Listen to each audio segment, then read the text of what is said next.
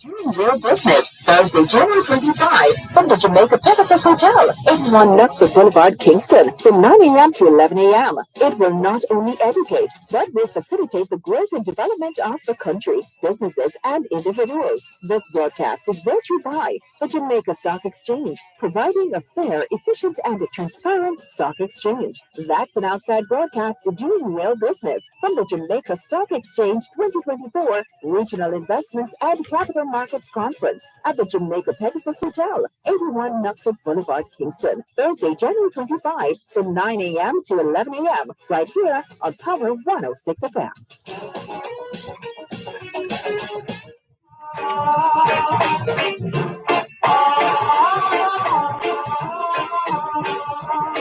We must leave us warm.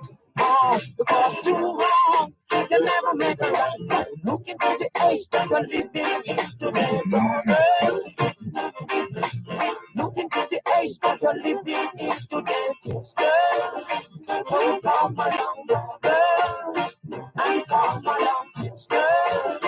You and I be one is unity. So come along, brothers. It's still the International Decade of Healthy Aging, the International Decade of Ecosystem Restoration, the International Decade of Ocean Science for Sustainable Development, the Decade of Action for Road Safety, and the start of the UN International Decade of Indigenous Languages, or the continuation of the UN International Decade of Indigenous Languages. It's the 23rd day of the first month of 2024. Here in Jamaica, the month of January is being observed as Earthquake Awareness Month. It's also Soup Month. And in the United States, January is Human Trafficking Awareness Month and Mentorship Month. Hoy es martes, el 23 de enero de 2024. Y les saludamos en cualquier parte del mundo que nos están escuchando en este momento. Estamos muy agradecidos por el don de la vida y el privilegio de servirles en otra edición de su programa, Both Sides of the Story, ambos lados de la historia. Nunca vamos a tomar su audiencia por sentado, porque sabemos que ustedes tienen otras opciones. Y esta es la razón por la cual jamás olvidamos darle las gracias por elegir Both Sides of the Story, ambos lados de la historia, de lunes a viernes desde las 2 hasta las 5 de la tarde, aquí en Power 106 FM. La misión continúa para educar, capacitar, iluminar y estimular el espíritu empresarial. Bienvenidos.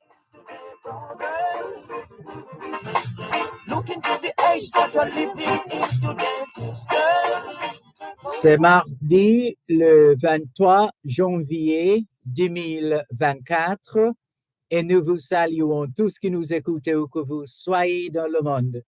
Nous sommes reconnaissants du don de la vie ainsi que du privilège d'être votre service pour une nouvelle édition de votre programme Both Sides of the Story, le pour et le contre. Nous ne considérons pas votre fidélité comme l'un de soi parce que nous savons que vous avez l'embarras du choix.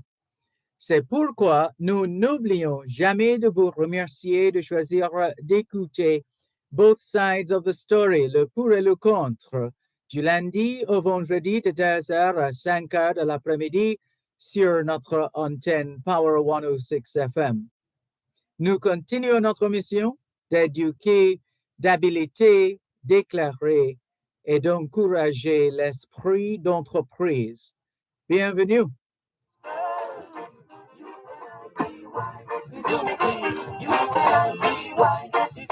All we're saying is it's Tuesday, the 23rd of January, 2024, and we greet you well, wherever in the world you are listening to us right now.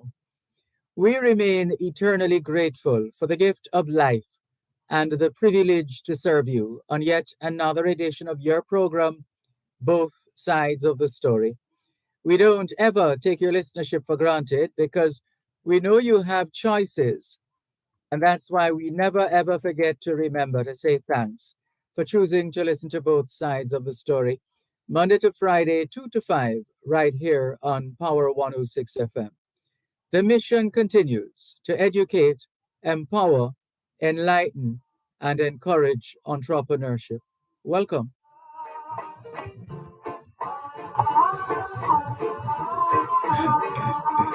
Must leave us warm, because two wrongs can never make a right. Look into the age that we're living in today, brothers. Look into the age that we're living in today, sisters. Oh, come along, brothers, and come along, sisters. UNITY is unity, so come along, brothers and sisters. Oh, oh.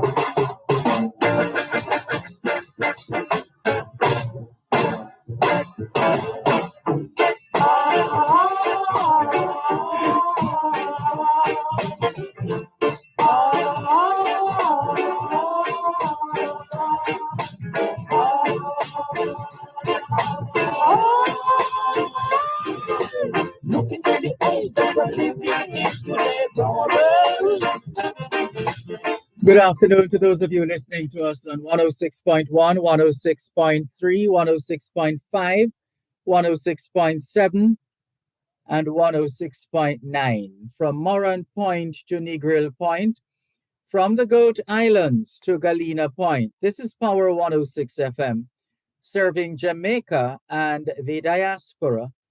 Hello to those tuned in via the Power 106 FM app, which you have downloaded from the App Store or the Google Play Store, depending on the nature of your device.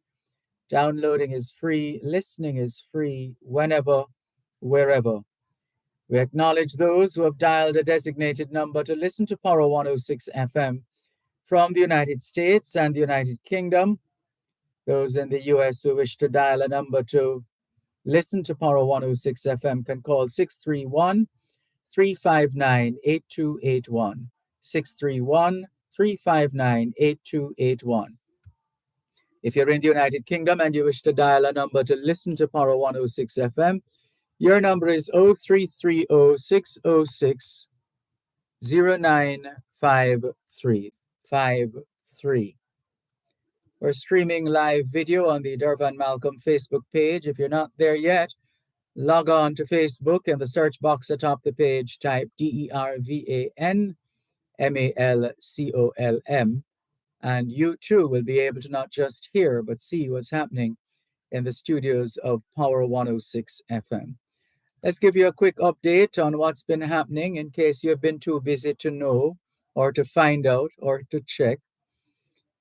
There's a story trending on the Jamaica-Glena.com website.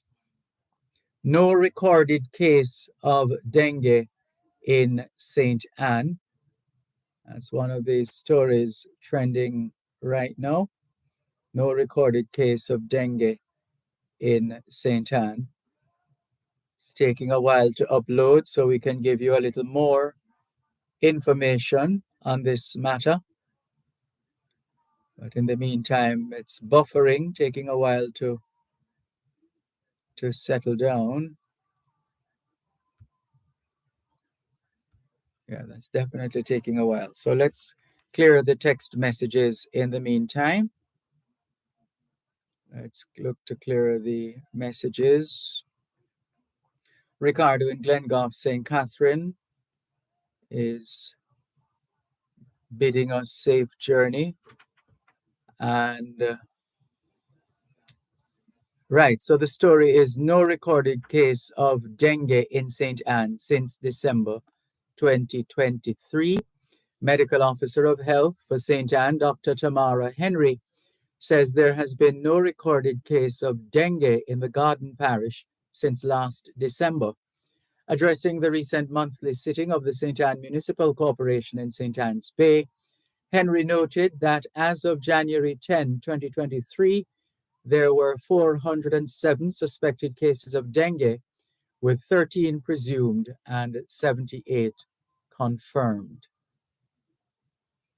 Jamaica's mangroves being strengthened under 4-year project is another story. And this is something good for our environment. So we should pay attention. Also making the news, loaded gun seized on Malines Road. But the story of the mangroves quickly. Jamaica's mangrove ecosystem is being strengthened under a project being implemented by the Forestry Department over a 4-year period. The Jamaica Mangroves Plus project, which began in late 2023 and will run until 2027, is funded by a grant from the Global Environment Facility, GEF, through the Food and Agriculture Organization, FAO. See how many more of these stories we can go through quickly. St. Elizabeth customer service representative slapped with lottery scamming charge. Taxi operator passenger charged with Clarendon kidnapping. UTEC staff unions reject government's new wage offer.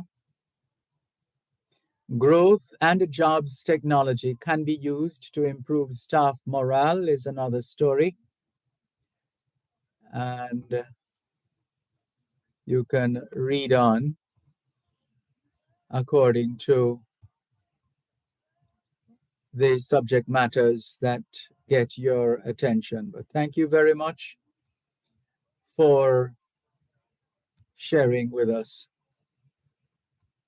the stories trending so far. Thank you very much, Jamaica-Gleaner.com. Thank you for sharing the information. Joan in Bermuda says, hello, Sir D. Some folks need to start their own radio talk show. Then they'll know how it works. That's one of the leftover messages of yesterday. And let's see. Gloria Brown responded to the questions yesterday. Could you please ask Gloria, land agent, if you can print the will forms from the internet? And the answer is yes, you can. Yes, you can. Hope you heard it the first time, but there's another repeat for you. And this one is a video. Not sure what that is about.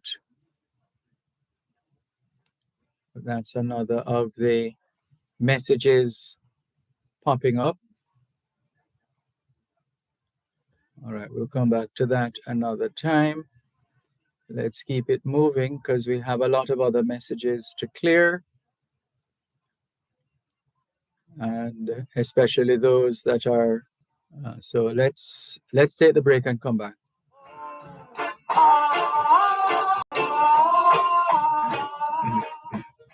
You're listening to Power 106 FM. The time is now 2:30. Teachers and educators, the Jamaica Teaching Council, within the Ministry of Education and Youth, will host the third staging of the Forum for Innovations in Teaching, FIT 3, under the theme, Celebrating Achievements and Reimagining Education for the 21st Century Society and Labor Force. The 3-day forum will be held at the National Arena, January 25 to 27. It will demonstrate the integration of education, MSME, and ICT sectors within the context of the digital transformation journey in Jamaica. For registration and information, visit fit.jtc.gov.jm.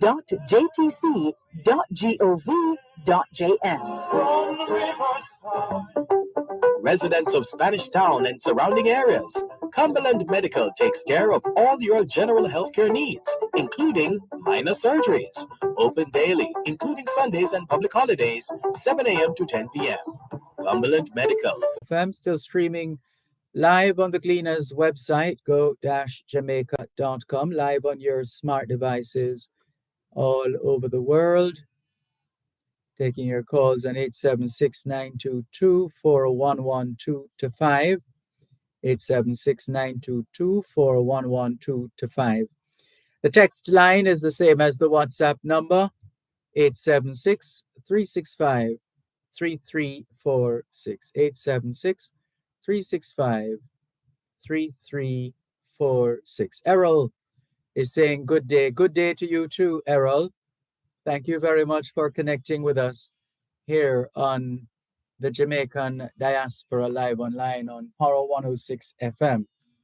Let's go to the phone line. Someone is calling on the text line, same as the WhatsApp number, 876-365-3346. Hello, good afternoon. Thanks for calling. Good afternoon. How are you this afternoon? Giving thanks for life, and you? Very well, thank you. Good afternoon to your listeners here and overseas, as well as your many callers. Privileged to be on your program this afternoon, Dervan. I would like to discuss with you a few issues. Let me begin by emphatically and firmly commending you, Dervan, for having that successful outside broadcast of both sides of the story last week, Friday, with the Charter Foundation in Paul Island, Westmoreland. I must offer sincere commendations to the Charter Foundation for having those well-needed, well-organized, and well-structured health fairs, which they regularly conduct in Jamaica, and for having those health fairs this year. Very, very commendable effort by Dr. Trevor Dixon and his team. I listened carefully throughout the program, as I normally do. And I heard during the program one of the spokesperson for the foundation enunciating that an ambulance was imported into Jamaica. It arrived in August 2023, imported by the foundation.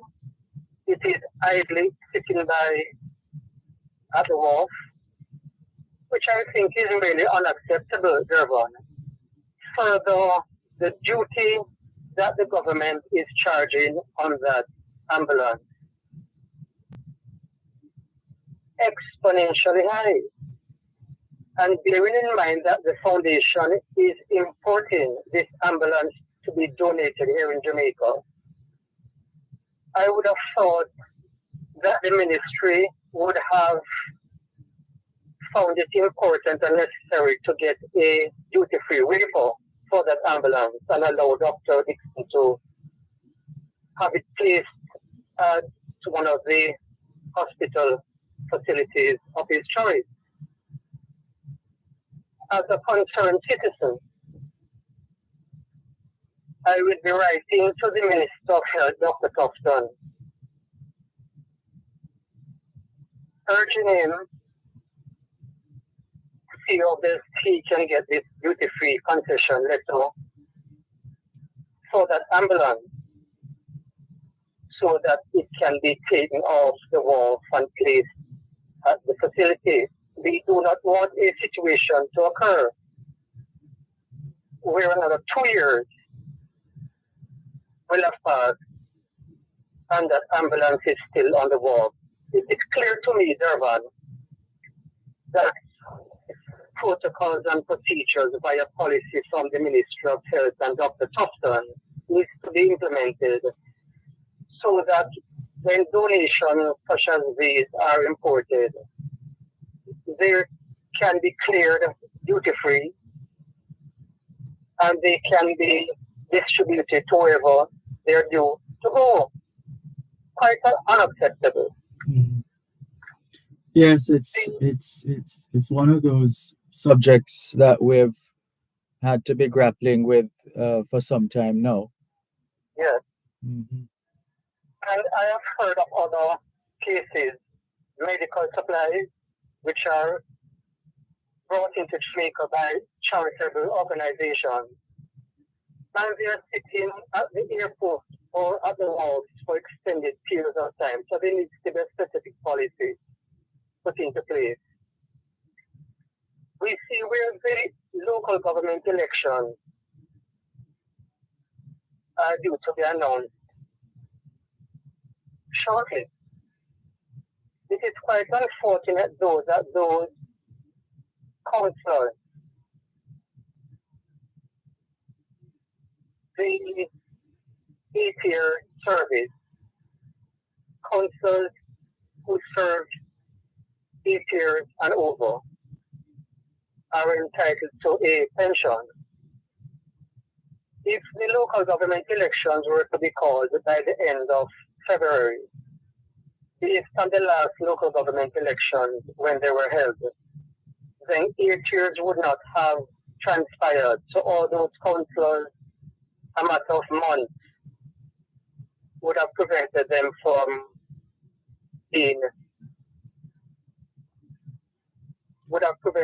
from accessing this pension. Mm-hmm. So that's an important element to be taken in consideration as well. Now, councillors. Well, that sounds like I'm just wondering if Jalgo, when does Jalgo come into the picture in that regard? The Jamaica Association of Local Government Authorities. Yes, we need to hear some official statement from that group, Dervan. It would seem to me, based on my perspective, if I were the Prime Minister, in order not to disenfranchise all those councillors from their pension, from receiving their pension based on the fact that they would have to be taken up to 8 years, I think approximately November of this year. I would postpone the election until after those councillors are able to receive their pension. If the Prime Minister calls the election by the end of February, all those numbers of councillors would have fallen short of the 8 years and they would have lost out by a matter of months from earning their well-needed pension. That is something that needs to be taken into consideration, I think. Well, those who have an interest must act. Yes. Mm-hmm. And some of those councillors who will be affected by a lack of pension, if it is called now, by the short numbers of months, they need to speak up. And as you said, that Jalgo needs to immediately issue a statement about it. If the Jamaican people are educated to this fact, Dervan, I do not think that nationally I should say, I do not think that the citizens of Jamaica nationally would object to the Prime Minister calling the election, for example, in the new year, based on this situation. Councillors carry out a very important function within the Westminster form of government. and they have very important responsibilities to carry out. It will seem to me that leading up to the local government elections, all the council candidates, they need to begin to consult with the citizens, and the citizens need to demand from them what are their proposals and plans in going forward for the various, I think, 225 local government divisions. Sorry, one moment, please. We need to take a break. You're listening to Power 106 FM. The time is now 2:45.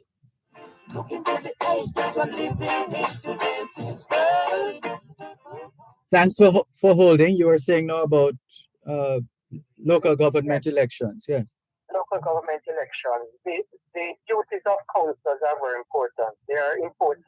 Local government framework is an important plank within our form of government and democracy. Now, the Jamaican people, especially those who are eligible voters, they need to demand Dervan from all the council candidates to inform them of what are their proposals and plans going forward if they are elected in the local government election. Very important. Now, it would seem to me as well that the issues of, let me put it this way, it is being said that apart from the local issues in the respective areas to which the councils are vying for their parish council seats, that the issues of crime,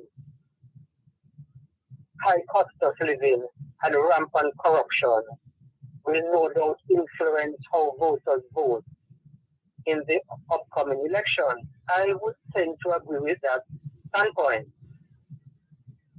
People,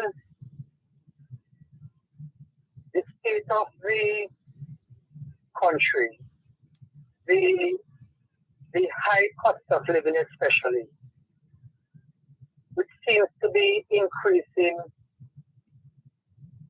at a fast rate, even when the dollar is not moving. It would seem to me that a responsible voter would take into consideration these issues as well. The Electoral Commission of Jamaica has an important role to perform. It would seem to me, Dervan, that based on the low voter turnout at the last election, at the last two elections, I should say, the low voter turnout, under 35%, most Jamaicans who are eligible to vote are still home. The ECJ should immediately launch a campaign, pay for some radio, television, and newspaper ads, informing the citizens of Jamaica on the importance of casting their vote in the upcoming election, and to also inform the voters as well the important role that councillors perform in Jamaica. I have not seen any ad in this respect from the ECJ. And how much of a difference do you think that can make? We are not certain how much of a difference it will make, but it could make a positive difference. But I think a large part of the problem is that the Jamaican voters do not really understand the necessity to vote, being a responsible citizen, and the importance of voting. And we would want to see a situation wherein at the next election, at least 50 to 55% of the voters who are able to vote should cast their vote. The issue of you are closely connected to the diaspora virus program. It would seem to me that those Jamaican citizens who reside overseas as well, Dervan, the Constitution should be amended to allow them to vote from overseas in national elections. It is my view. Have you thought about it deeply enough to have an idea of how that would work? Well, the constitutional arrangements and amendments would have to be worked out, but it can be worked out. I think that the Jamaican citizens who are residing within the diaspora, citizens of Jamaica, they should have a constitutional right to vote and to participate in at least the general election. Look how much remittances they are sending into Jamaica each year at Dervan. So even within that context, they should be able to vote, as is the case with United States citizens living overseas. The final issue, Dervan, has to do with corruption. Jamaica is facing a serious corruption and trust deficit problem. Last year, two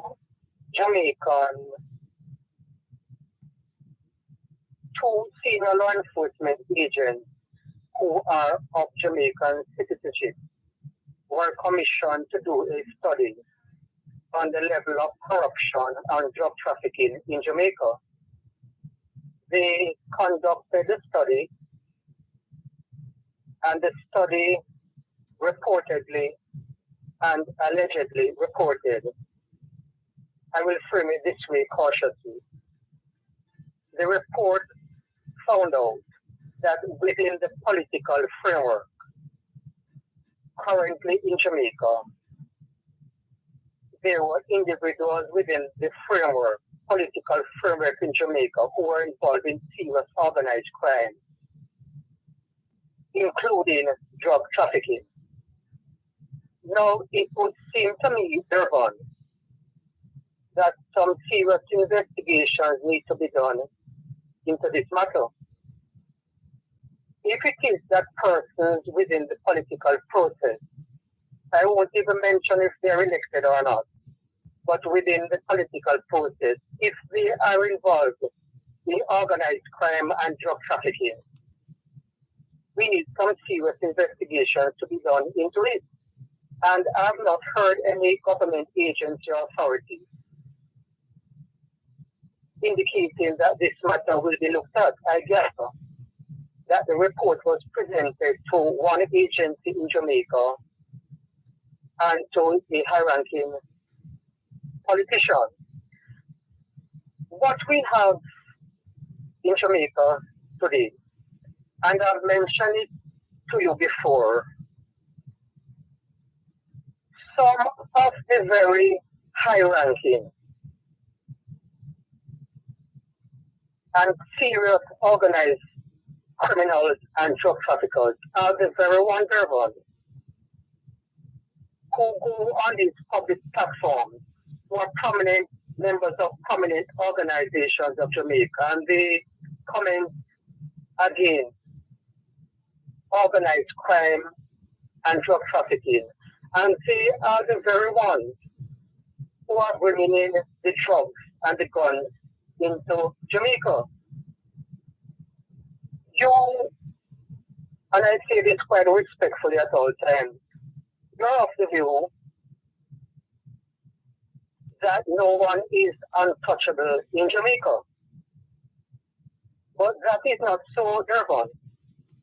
Because if these persons who are responsible for importing volumes of cocaine into Jamaica, huge amounts of guns and ammunition into Jamaica, if they are not being investigated or dealt with at a high level, wouldn't it be fair to say or to form the opinion that no investigations are being done into them or that they are untouchable? We would need a little more than that to draw that conclusion. Just a little more. The problem in Jamaica today, the politicians, the civil servants, some corrupt police officers, some corrupt church leaders, as was said last week, are a major problem for Jamaica. And until the Jamaican people begin to demand accountability and transparency and begin to speak out against the high levels of corruption within Jamaica, the situation will only get worse. Some years ago, it was reported allegedly that some $6 billion worth of oil went missing from Petrojam, and that the Colonel Desmond Edwards led MOCA was called in for senior high-level investigation. Not one word about that. We hear about the matter involving criminal gangs.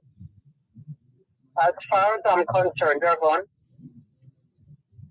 the gangs that are associated with the JLP, the gangs that are affiliated with the PNP,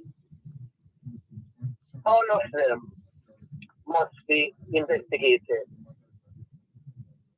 Some $200 billion. Can you imagine?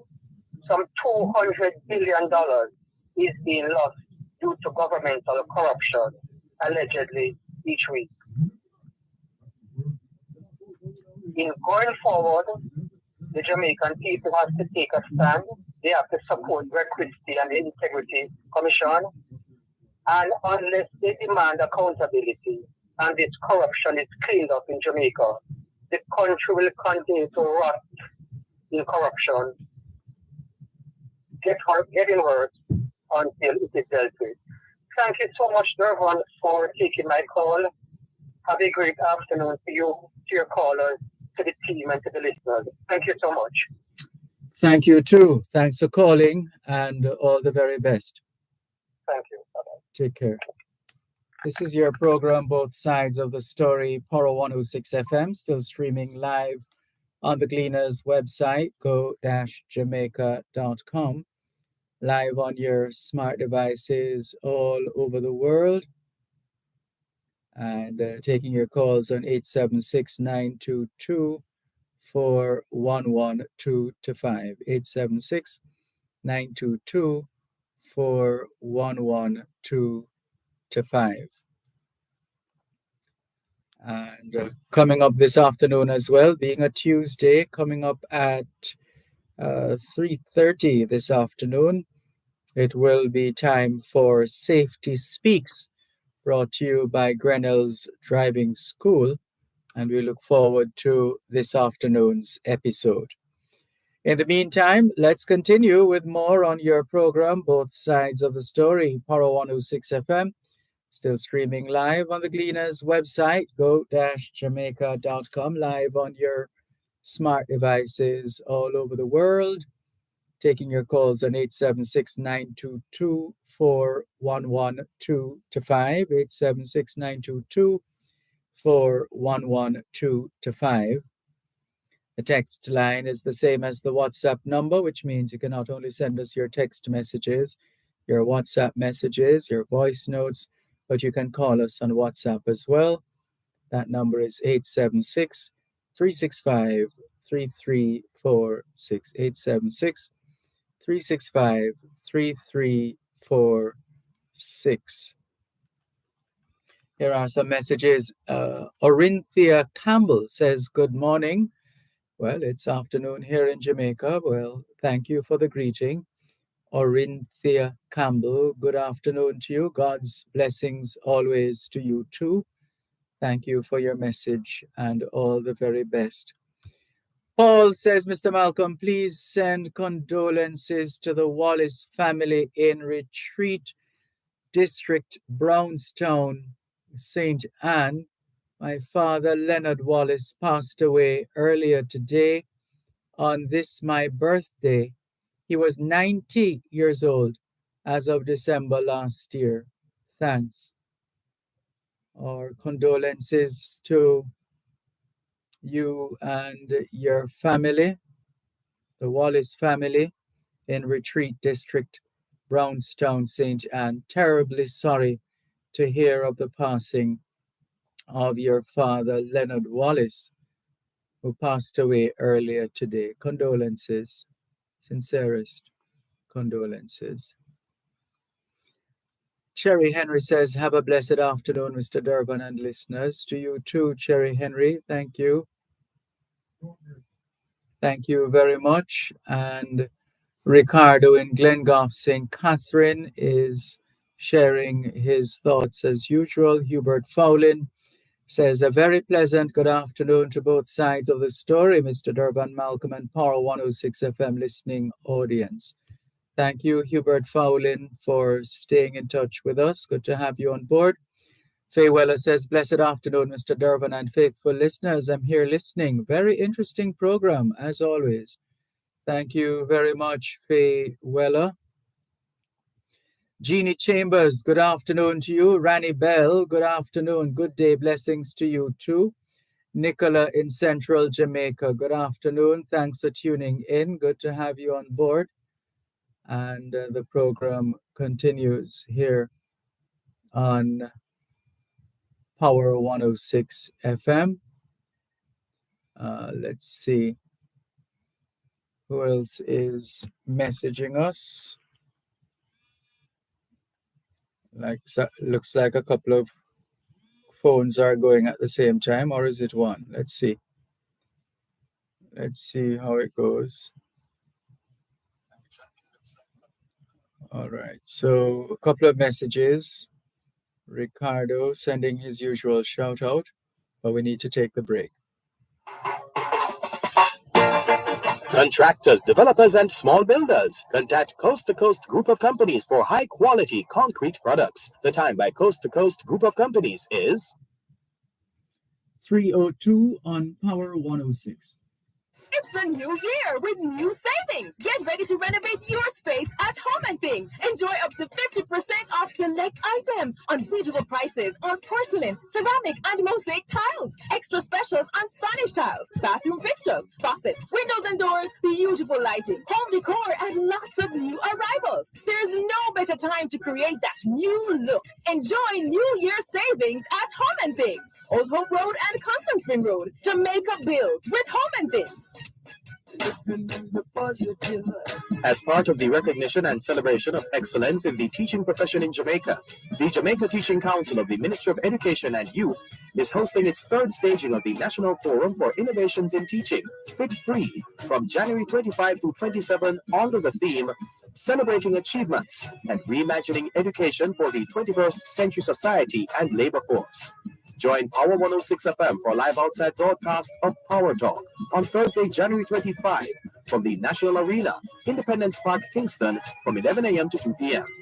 This broadcast is brought to you by the Jamaica Teaching Council, JTC, Teachers for Development, Development for Teachers.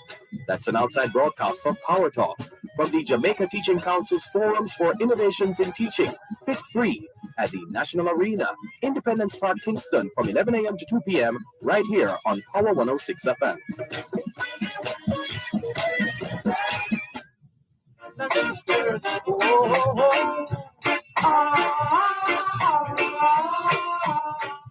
All right. He says, first of all, good afternoon, Mr. Malcolm. Are we all living like the frog who sits in the pot with fire underneath the pot? The water getting warmer and warmer until it gets so hot. By the time it gets so hot for the frog, and by the time the frog realizes it was too late for the frog. Mr. Malcolm, that spot on Waltham Park Road, the last time I checked in front of Woodpecker Avenue, It's like someone threw dandymite all over at that particular spot. I remember that did have one pothole. Then is like someone fertilized that one pothole. Mr. Malcolm, re the ambulance. I think the Jaja Foundation should ask the people in the racehorse industry at Caymanas Park and ask them how do they go about getting that ambulance off and start working? Are they, something is missing here. They draw a picture of a racehorse on it and say, racehorse ambulance. This, maybe that can work. Remember, the government gives the racehorse people a waiver to bring in horses. All right, Horace, otherwise known as Spider. Barbara says, good afternoon, Mr. Malcolm, and to all your listeners all over the world. I hope you and your family are well. Thank you for giving me the chance to speak about the sewing class we have. Got some students, but still have space for more. God bless you. So here's a reminder of the free sewing classes, and the opportunity to teach our nation to be self-sufficient. We will be teaching you to sew from curtains, cushions, bed sheets, etc. Monday and Wednesday, 4 p.m. to 7 p.m. A little contribution will be asked for just to help keep the lights on. And this is at 4 Herb McKinley Drive, Roosevelt Avenue, Kingston Stadium Community SDA Church. So there are some people who are on board and others have other ideas. So it is. But if you have an interest in learning how to sew, Barbara is reminding us of their facility, which has been the location of choice for Herb McKinley Drive for those sewing classes. And the message goes on.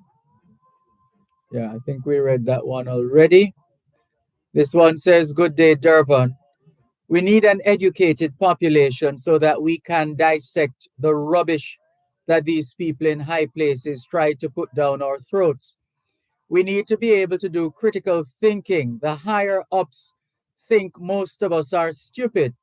So they come up with a lot of rubbish in explaining why things are not done according to the laws that are set up. I know they would find a scapegoat in the saga of the apartment that was built belonging to the head of NWC and his wife. Keep those messages coming in here on your program, Both Sides of the Story. Horror 106 FM, taking your calls on 876-922-4112 to 5. 876-922-4112 to 5. The text line, same as the WhatsApp number, which means you can not only send us your text messages, your WhatsApp messages, your voice notes, but you can call us on WhatsApp as well, 876-365-3346. Let's go to the text line, same as the WhatsApp number, and see what's up. Hello. Hold on. Let's see what we have here. Here we go. Come on. What's happening now? Let's do this again. And unlock. And go back to the call. Good afternoon. Thanks for calling Both Sides of the Story. Good afternoon. Welcome. Go ahead, please. I need to ask you a question on two topic, Dervan, but I'm not the person who strive and monologue, I love a dialogue, because sometimes having a dialogue you can get sometime both sides of the story, isn't it? I hear you. Dervan, what really is the aspect of having a prayer breakfast each year? What really is the aspect?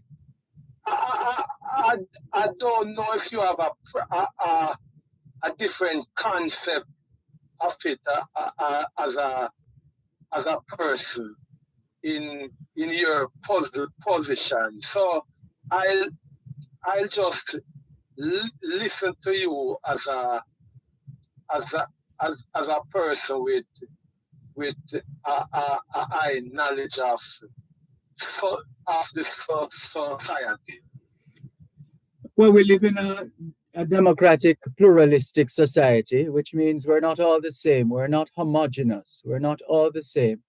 We have different ideas, different thoughts, different experiences, and different stories. And there are those of us who are of a Christian faith or a Muslim faith or some other faith, but the pluralistic nature of our society allow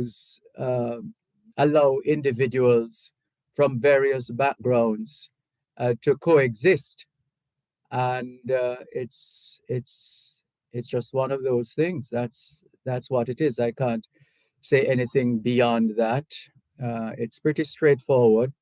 We live in a society, a pluralistic society, with different ideologies, people with different ideologies, those who believe in this or that faith or another, people who support one party or another, etc.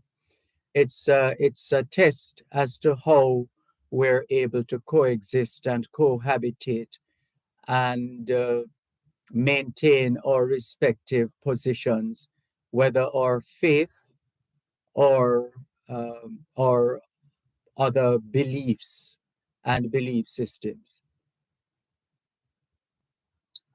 But Dervan, when I look at the prayer breakfast, it is something that is crafted to really put across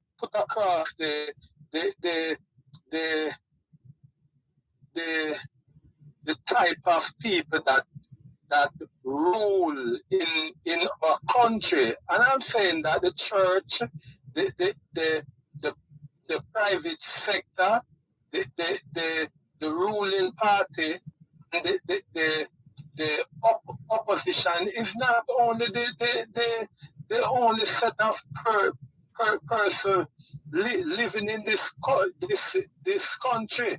And I'm saying it is an hypocrisy when you have a prayer breakfast and in the same afternoon you can walk down King Street and you will see the people on the roadside sitting there dirty, having nothing to eat unless person like us passing by and dropping a little $100 or eating a back food and giving them, or sometimes you have people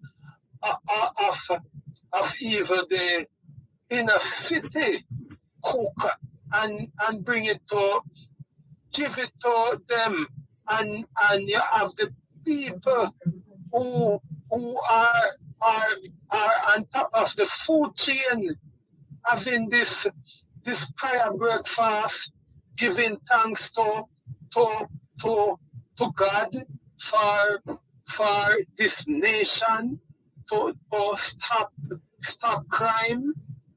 And as they are praying, people are dying immediately, Dervan. Because I can tell you, Dervan, when that prayer breakfast was going on, Dervan, and these people praying and asking for a peaceful nation. At that time, people was getting shot and brutalized. Where was this? What happened? Where did this happen?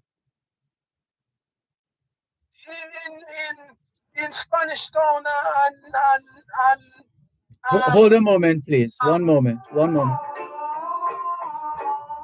You're listening to Power 106 FM. The time is now 3:15.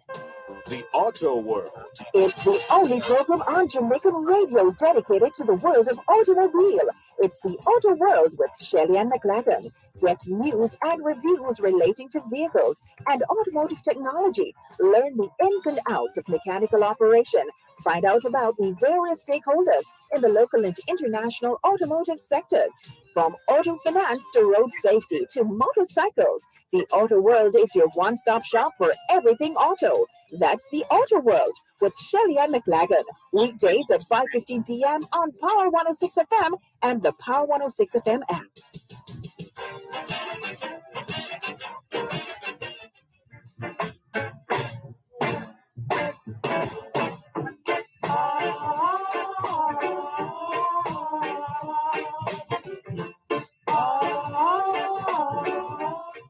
So you have information to tell us that we have a situation where while the prayer breakfast was taking place, people were being murdered. Where was this happening? Dervan, people were being murdered in Spanish Town, in St. Elizabeth, and in West. But I'm saying it sounds like you've been collating the data. So I'm wondering if you could roll them out one by one and tell us. Dervan, because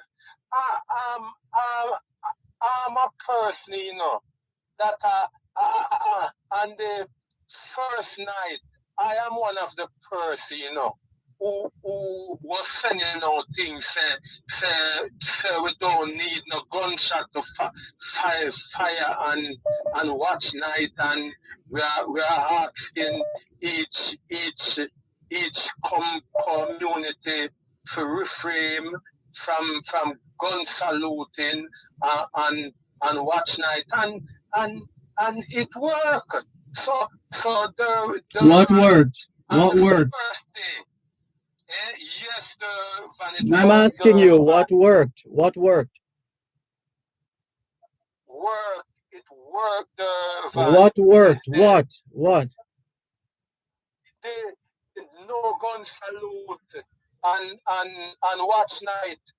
So somebody controls the minds, the hearts, and the actions of those who are being asked not to do any of that kind of thing.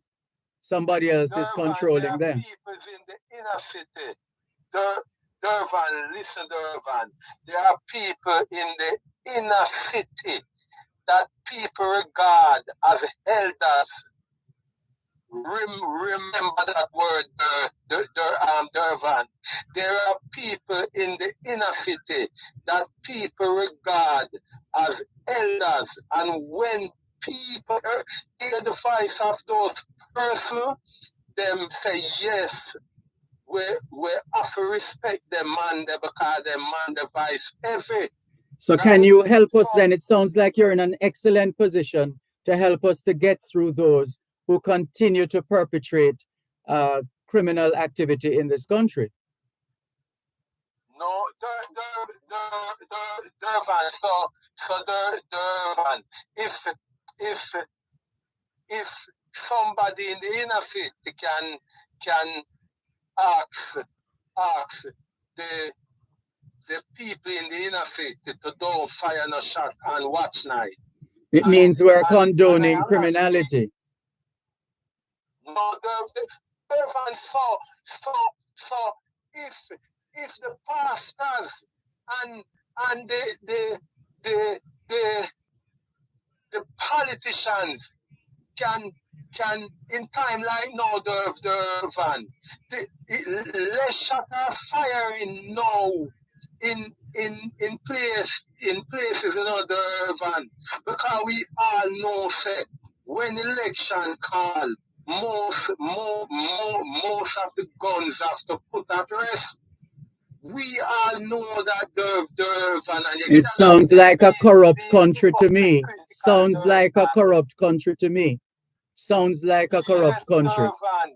Yes, Dervan. That's why you must listen a little bit more, because I'm telling you, the first 4 days of the year before the prayer breakfast, no person was killed in Jamaica up to the 4th day before the prayer breakfast. It was zero. And what is it? What is the number now? What is the number now? Dervan, I don't finish talk. Dervan. After the prayer breakfast. What is the number now? What is the number now? What is the number now? What is the number now? It is about 49 to 50 now. After the prayer breakfast. And we're happy with that? Dervan, what I'm asking you, what is the purpose of the prayer breakfast? What is the purpose? That is the question we are all asking. Well, that's a question that has been asked in this country ever since the inception of the prayer breakfast. That's not going to go away anytime soon. But obviously those who have organized, those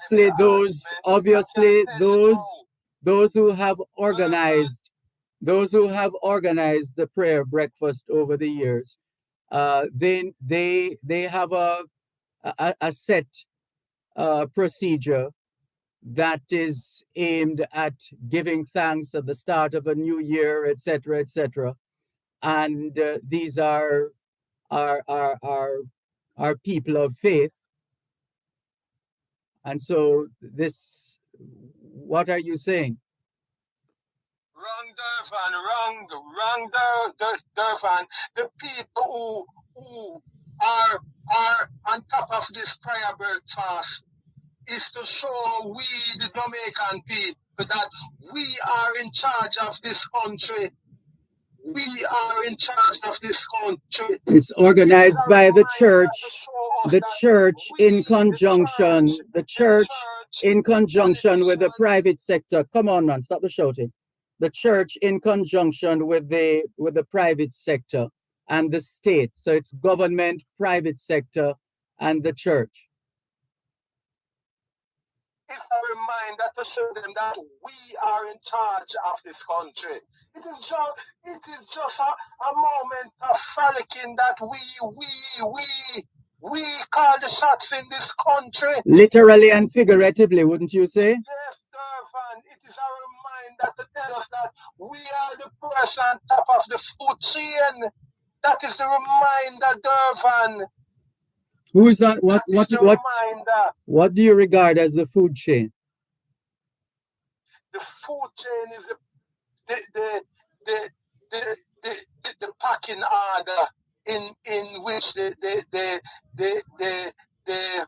country is positioned in both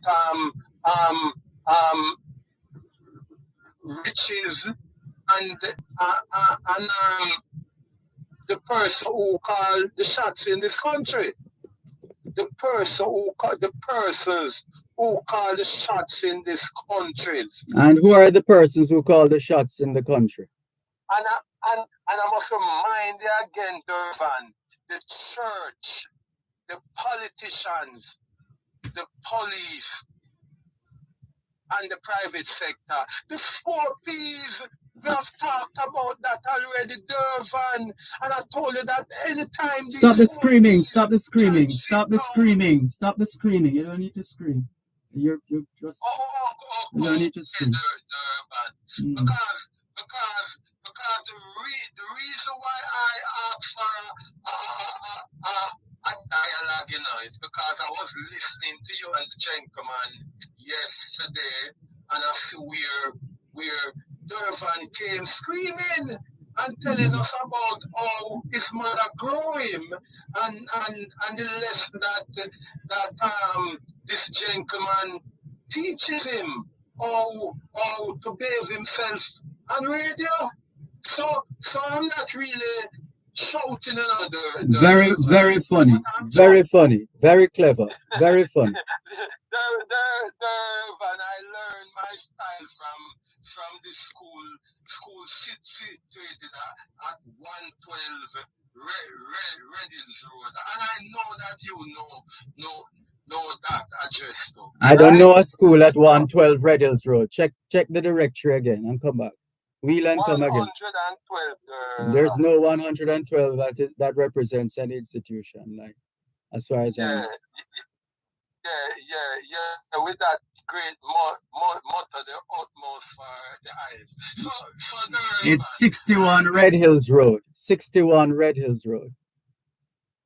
So no, Dervan. It all depends on the side that you come from. The side. Yeah, but the existing structure supersedes the previous structure. Okay, then. So you're showing up your age. You're showing up your age. We have spoken already, and I told you that anytime these four P can sit down and reason within themselves. But they have been sitting down and reasoning for years. No, but Dervan, they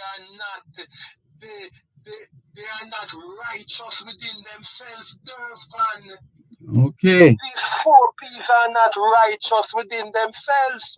I see. Dervan, you know that. But it's fair to say you are righteous, but in order to say all of these things, by saying these things, it's safe to say that you are righteous. I am righteous, Dervan. Okay. I am righteous. Okay.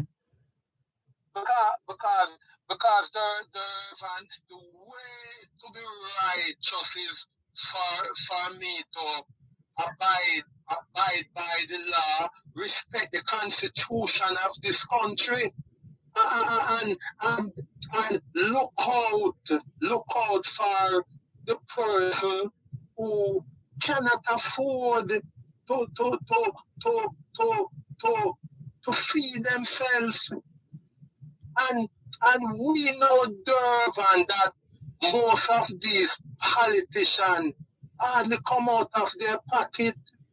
We know that, Dervan, and most of these pastors don't come out of their pocket. I don't know anything of that.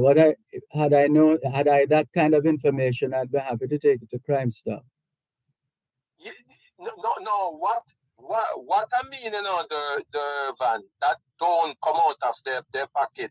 The pastor have to wait on the regular church fee to throw the offering, to do what them supposed to do, while the politician have to wait on us to pay the tax. They are not going to go in their bank account and help an individual, Dervan. So how can you make a sweeping statement like that? Dervan. How can you make a sweeping statement like that, though? Dervan, I know, said you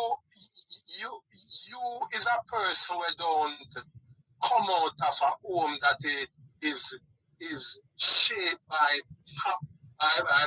poverty, Dervan. Oh, really? I personally know that. Oh, you get around, man. You do get around. If you can tell us all those things, and you know all of these things, then boy, you're quite something. You see, Dervan, I was at the K page since this morning, Dervan.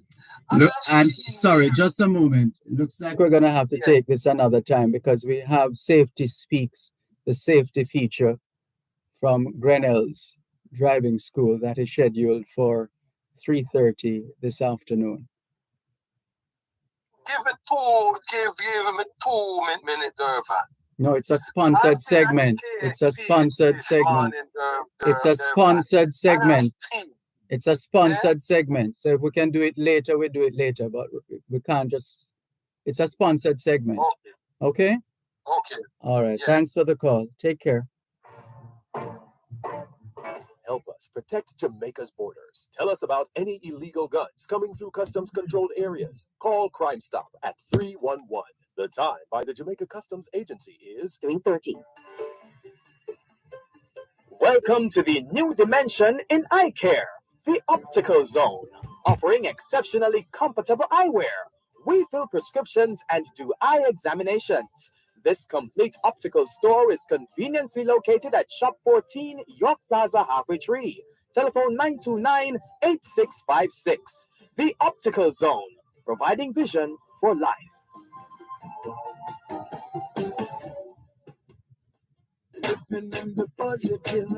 As part of the recognition and celebration of excellence in the teaching profession in Jamaica, the Jamaica Teaching Council of the Ministry of Education and Youth is hosting its third staging of the National Forum for Innovations in Teaching, FIT 3, from January 25 to 27 under the theme Celebrating Achievements and Reimagining Education for the 21st Century Society and Labor Force.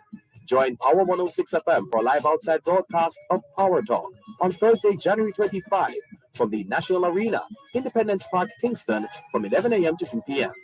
This broadcast is brought to you by the Jamaica Teaching Council, JTC, Teachers for Development, Development for Teachers.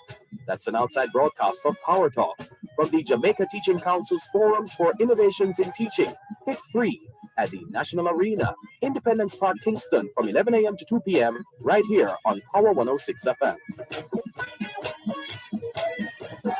Safety Speaks during both sides of the story is brought to you by Grinnell's Driving School, Monadam, Mona Road, Kingston.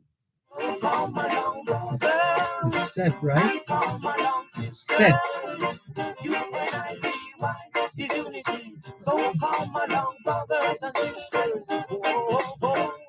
Seth for short. It's Seth for short.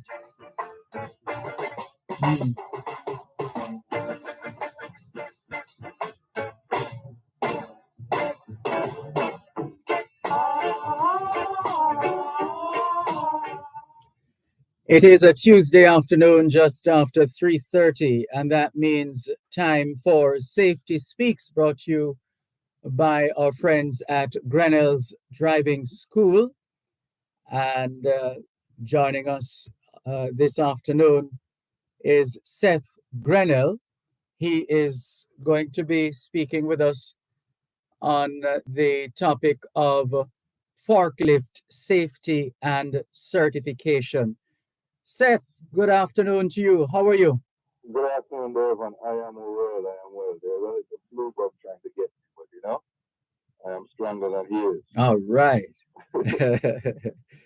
All right, so let's talk about the business of forklift safety and take us through. What is, when we speak of a forklift, which one of these pieces of heavy duty equipment are we talking? All right, well, forklift, as you know, or you really don't know, Dervan, is the most popular industrial powered equipment lifting machine in most warehouses and industries. The reality is that you usually have heavy equipment to lift. Yes. Whether load, container, pallet, and the forklift just gets the job done most times than not. You have different types of forklifts, or as we like to call it, lift truck. Yes. And so depending on your warehouse size or space or the size equipment that you need to lift and maneuver. But as it comes to the safety portion, one of the things that I noticed within my training courses is that most people see people operate, and because they make it look easy. I know that's where I wanted to go next. Hold on. Yeah. Go ahead. Yeah, so you have people who jump into the forklift. Mm-hmm. It is when there's an incident that their company now sends them to me, or you have people who come for the international certificate without any experience, which we don't recommend. But sometimes, we get them here and they've already paid the money, and it is an eye-opening experience for them. That wow, it's more than just steer, and as well as they press gas and press brake and maneuver the controls. Mm-hmm. So we have had my last incident was with a gentleman who could operate a machine similar to the not what we call a sit-down forklift, but he couldn't drive a car, and he had no appreciation for what a brake pedal did, because the machine he drove, once you put off the gas, it would stop. And so he was a part of the course. He was participating, sharing knowledge that had me believing that, he could operate. And it was when I realized that he was going to drive into the flatbed. And when we were saying stop, he shouted out, how?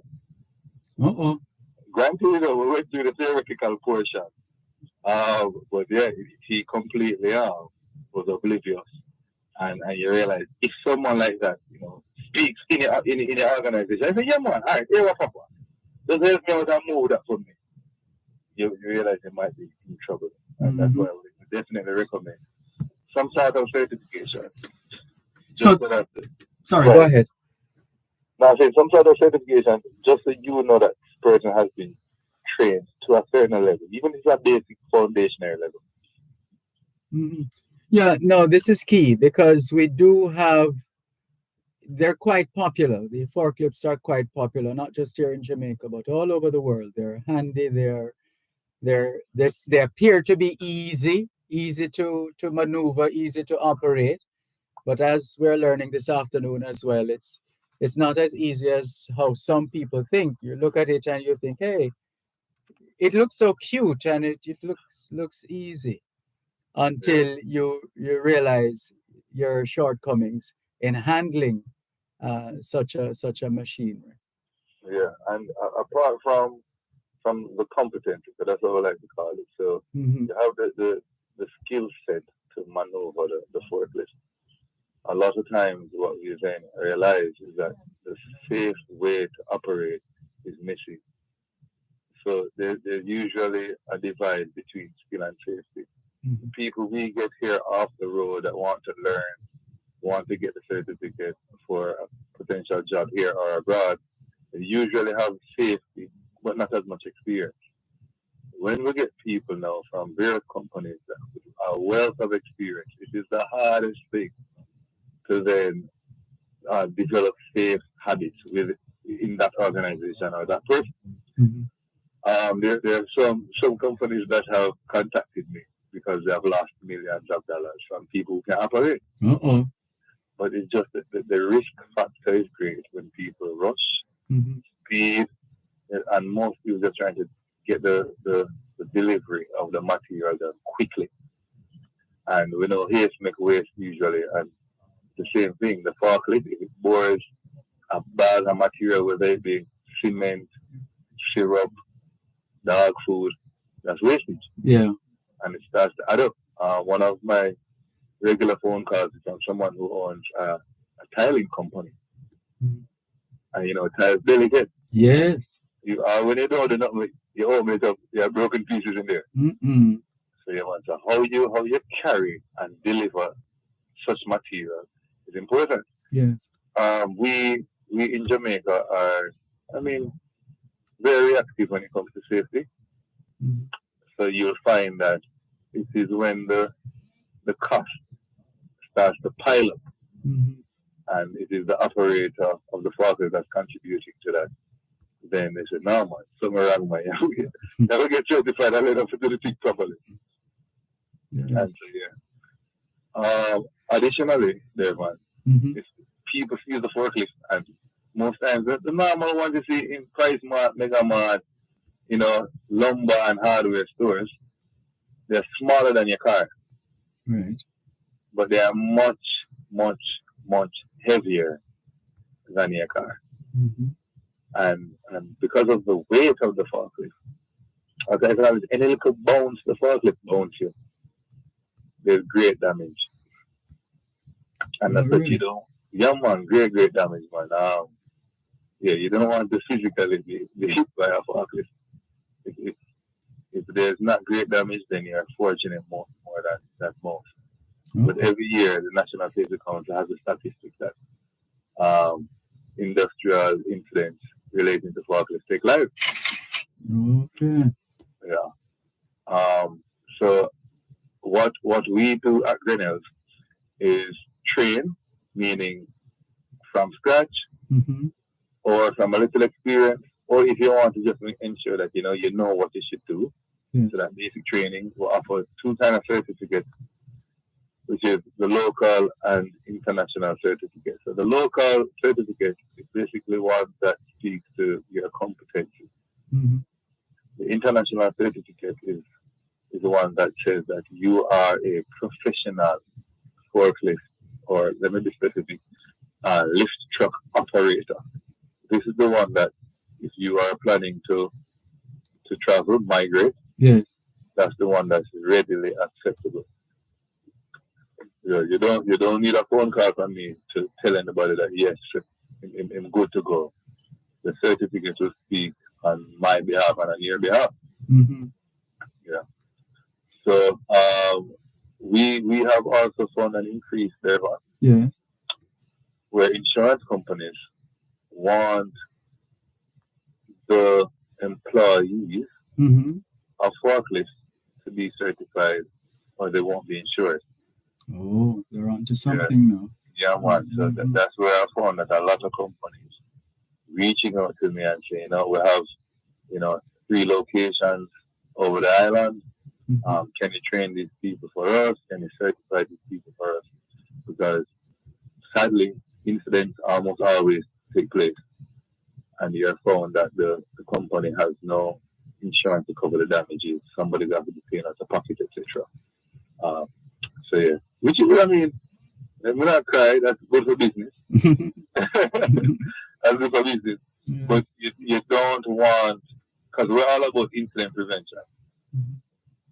So what I know as well, it is the culture of the organization, of the warehouse, of the industry that usually has a more lasting impact than what I teach. Oh. I've taught. I remember a gentleman, a young fellow from scratch, don't know nothing, right? Got the certificate, got a job, and about 3 years after, the company asked me, they've been having incidents, they want me to certify everybody. Mm-hmm. Whether they have a certification or not, we're just going to do over the whole thing. And we're doing the training, the gentleman is there. So because I know him from my days, mm-hmm. training him, I was like, all right, he will do the first practical assessment. Because I assume he knows what to do already. Right. Therefore, the amount of bad habits, and it's just because of the environment that he was placed into. Mm-hmm. You have a saying, take time or hurry come. And something like that. Where Hurry up. Hurry up and take time, something like that. I can't remember exactly. But you want people to move swiftly, mm-hmm. but you want them to be safe as well. And most times, the one that suffers is safety. Right. Yeah. So the haste makes waste. The haste makes waste, man. Johnny don't wrong enough. Mm-hmm. What? Let me also speak to normal, what they call pedestrians, normal persons who go to these places to purchase mm-hmm. goods. You're constructing something at your house, you want cement blocks, cement steel. You have to also look out for your own interest. Mm-hmm. Because some of these guys, they are trying to hurry up and deliver, and then boss pressure them, and the supervisor say, because for X amount of things, and you're in their way, and they're not taking due care to look. And one of the habits is that the forklift operator toots his horn and says, "You hear me, so you're supposed to know to move out of the way." Oh. And I've seen that, and we know that we pedestrians are most distracted in our phone. We are also used to the forklift horn. We just hear the horn, so we're not paying any mind to it. Mm-hmm. And then you might find, as I said, you don't want the stress that comes with that. You know, we're going to pay a hospital bill. Even when the hospital bill is paid, you're walking with a limp. Yes. Hold it right there. Tell us some more after the break, please. You're listening to Power 106 FM. The time is now 3:45. It's riveting, thought-provoking, and interesting. It's the morning agenda on Power 106 FM. Weekdays, 7:15 to 9 a.m. Join Jody and Quarry on Mondays and Tuesdays, and Sanjay Lewis on Wednesdays and Thursdays, while they alternate on Fridays, as they set your agenda and break down the issues, and keep you informed on what matters to you most. It's the morning agenda on Power 106 FM. Weekdays, 7:15 to 9 a.m. only on Power 106 FM.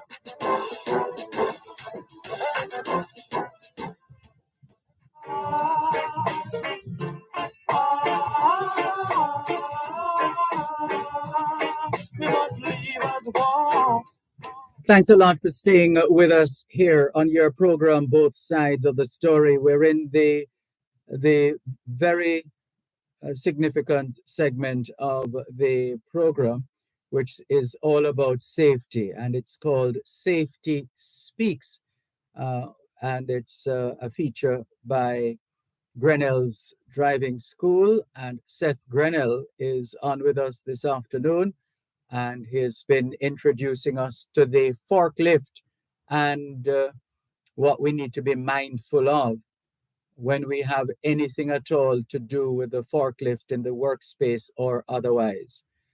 And so you were saying some of these people obviously have been injured over time. Yeah, Dervan. Let me give you a funny story.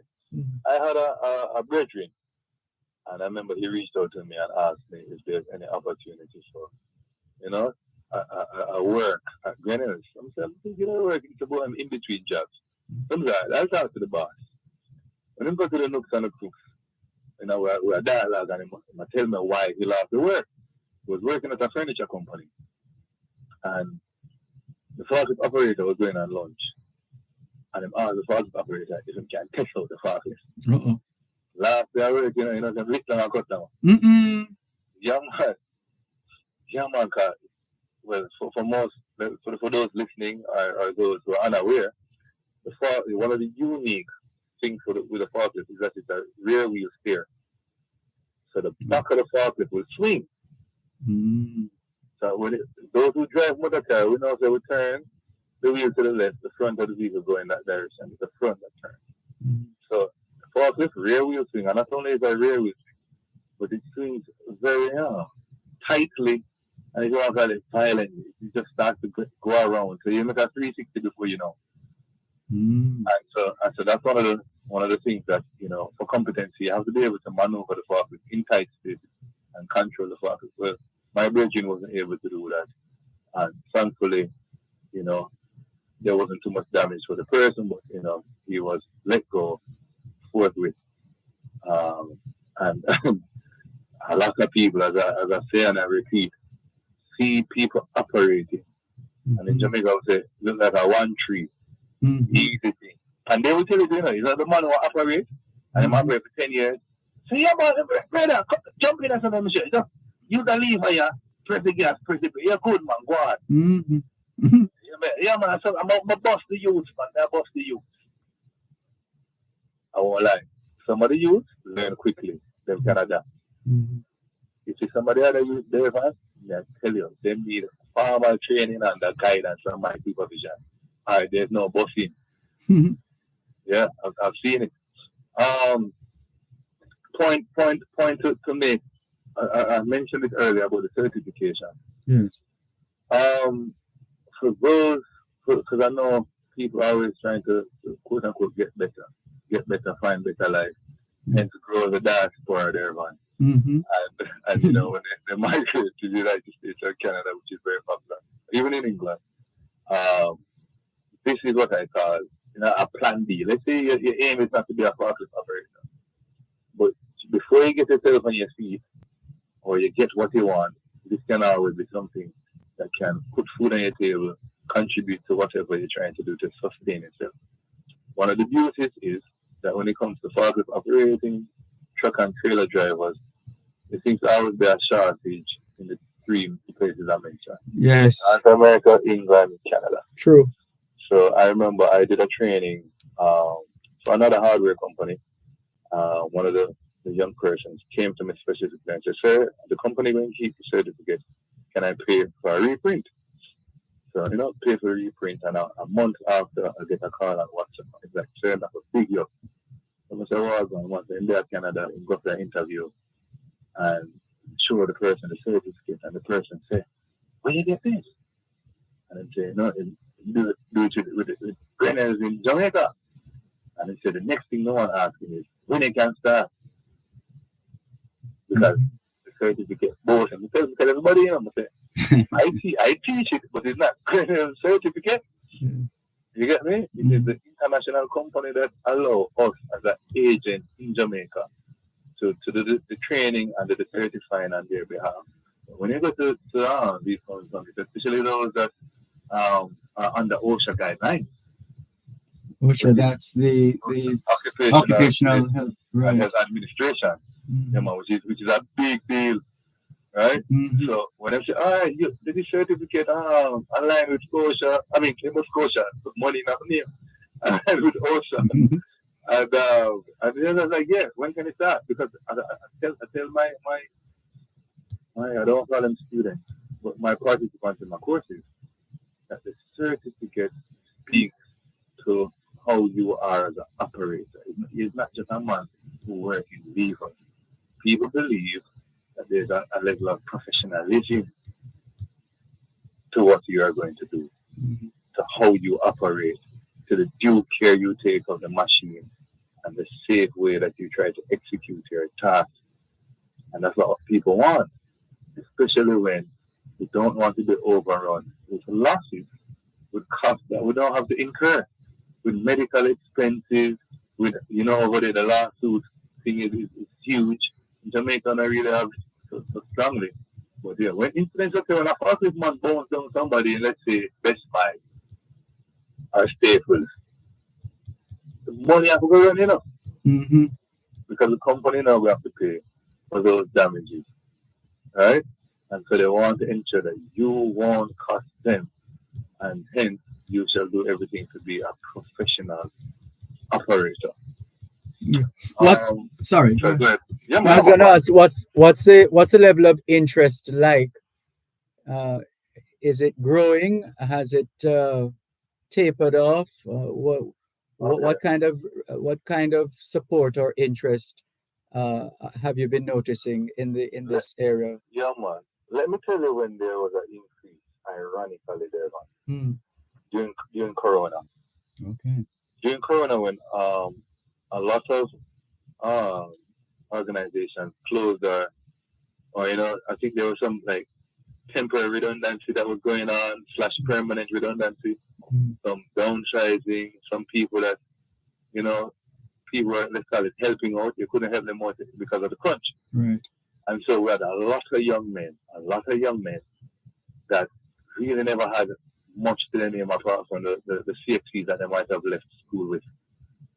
And they said, you know what, I want something that says that I'm certifiable in something. And so I found a lot of them coming through Grenades Gate to get a certificate to that, you know.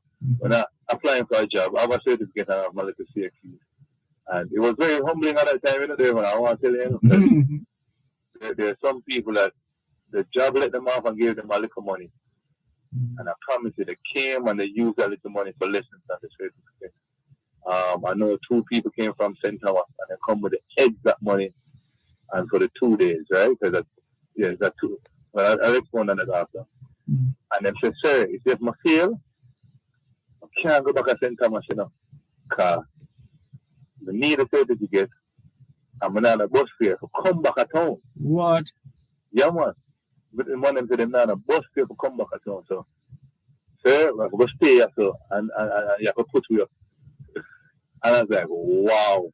You know, we just have a discount. I never tell the boss, I hope I'm not listening right now. But I said, no, man. They're really serious, and that, you know, people want that little certificate. When they go on, you know, they're seeking employment there, man. They're not crossing fingers so much. Right. They can say, I'm employable in this field, and willing to work. So yeah, so it's been growing. The growth now, though, I'll tell you, is within companies. As I said, that insurance thing, a lot of companies don't tell me, but I kind of know.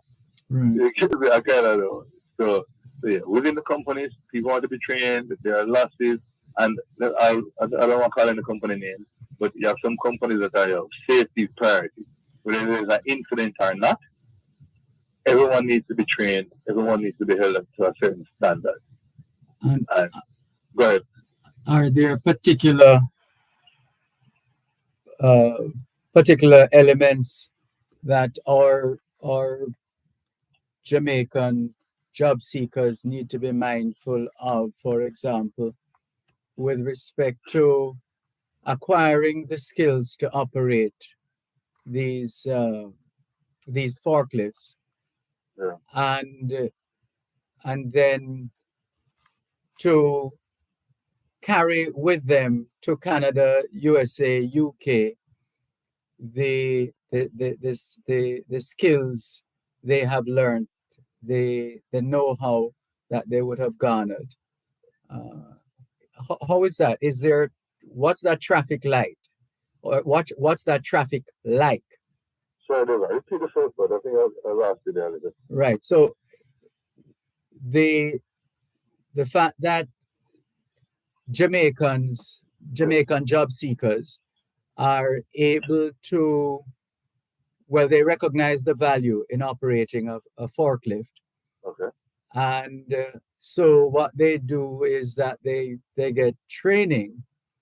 But then what is the traffic like in terms of those who are looking to go that route, where you're trained here in Jamaica to operate a forklift, and then you seek a job in the diaspora, whether UK, Canada, or the USA?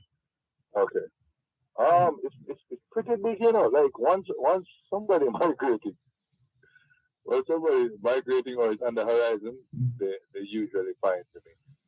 I had a gentleman migrated once, and the man called me and said, "Oh, you can get the certificate," and I said, "You shouldn't have migrated without it. It's as important as the visa."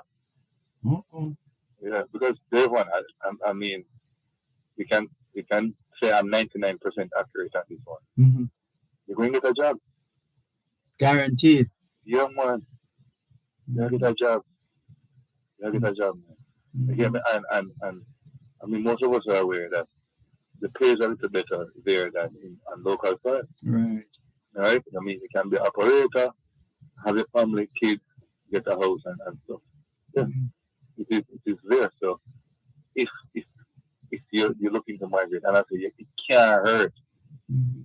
It can't hurt to have it. Yeah. You know, so if by chance you need what we call a side hustle, you know, there it is. Yeah. There it is. Cost effective, and a skill that you can lose. Well said. Well put. All right. Can you give our listeners now the details in terms of those who would like to get in touch, those who would like to learn more, those who would like to find out what they need to do in order to and how they need to approach. All right. Yeah. So let me start with the numbers you can call. 977-5249. That's the office number. The cell number is 341-6958, and that's also the WhatsApp number. That's 341-6958. We run at least 1 to 2 international certification courses per month for people who are just interested. So that's outside of the ones we do for the company. I am known also to get calls for persons who have, a plane to catch, and then really need to leave with the certificate, and at times I will oblige doing an express course for them. The international certificate course, Sparklet course, is a 2-day course, including course material, break, and lunch for both days. But I also run a 1-day course for people who have experience already. So I'll charge you a little less 1 day, and they get there, and you get the certificate at the end of the course. Speaking of the end, that's the end of this afternoon's edition of Safety Speaks by Grenell's Driving School. Thank you very much, Seth Grenell, for sharing with us this afternoon on the subject of forklifts and related matters. Yeah, man, Dervan. Thank you. Thanks for having me, and big God bless us every time. To you too. Take care. Go ahead. Bob Marley Premier. So go say one love. One love. All right. Take care.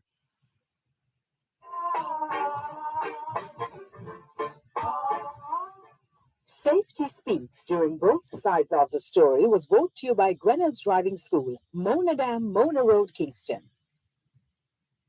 At Wellington Dental, they offer cleaning, filling, whitening, and other services for the entire family. The time by Wellington Dental is 4:01 on Power 106. Power 106 FM, the digital sound, now reaching you in more ways. Listen to us on 106.1 to 106.9 on the FM band. You can also listen to us on the Power 106 FM app, which you can download on the Google Play Store or the App Store. Plus, listen to us on onespotmedia.com and the One Spot Media app, or log on to go-jamaica.com.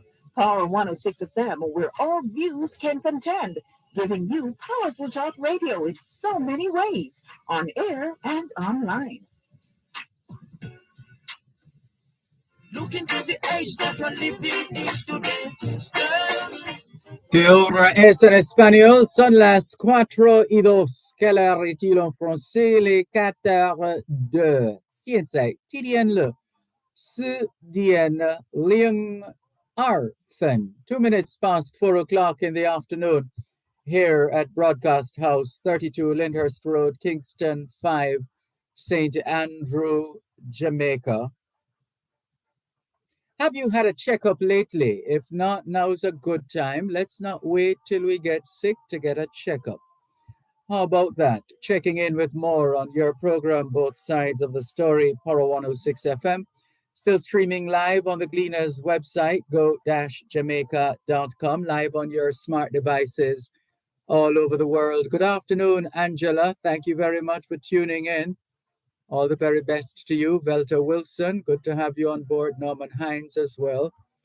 Hello to Stephen Barnes. He says, bless up, Sir D. Crime cannot be solved without the support of the people in that society. Thank you very much for your thoughts on the subject. And let's go across to the WhatsApp line. 876-365-3346. Neville, otherwise known as Salah, says, good afternoon, Dervan. Dervan, from yesterday, there's not a drop of water in Duhaney Park, Patrick City, and the surrounding areas. Not even a drop. We're terribly sorry to hear that. We'll see if we can, well, we had heard of plans to replace, repair, or otherwise enhance some kind of an NWC pipeline. Not sure if that is what is at play here, but we'll check and see what we are able to find out. Sorry to hear. We know how inconveniencing it can be. But we trust that you your service will be restored sooner than later. Let's see.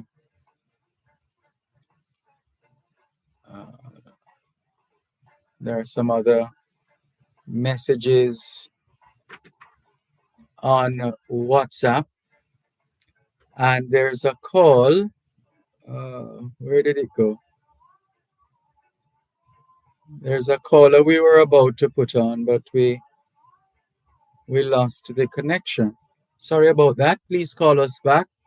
876-365-3346. And someone else was calling us at the same time as well. Feel free to call us back. 876-365-3346. 876-365-3346. The text line, same as the WhatsApp number. And let's see. All right, so this is one of the callers coming back to us right now.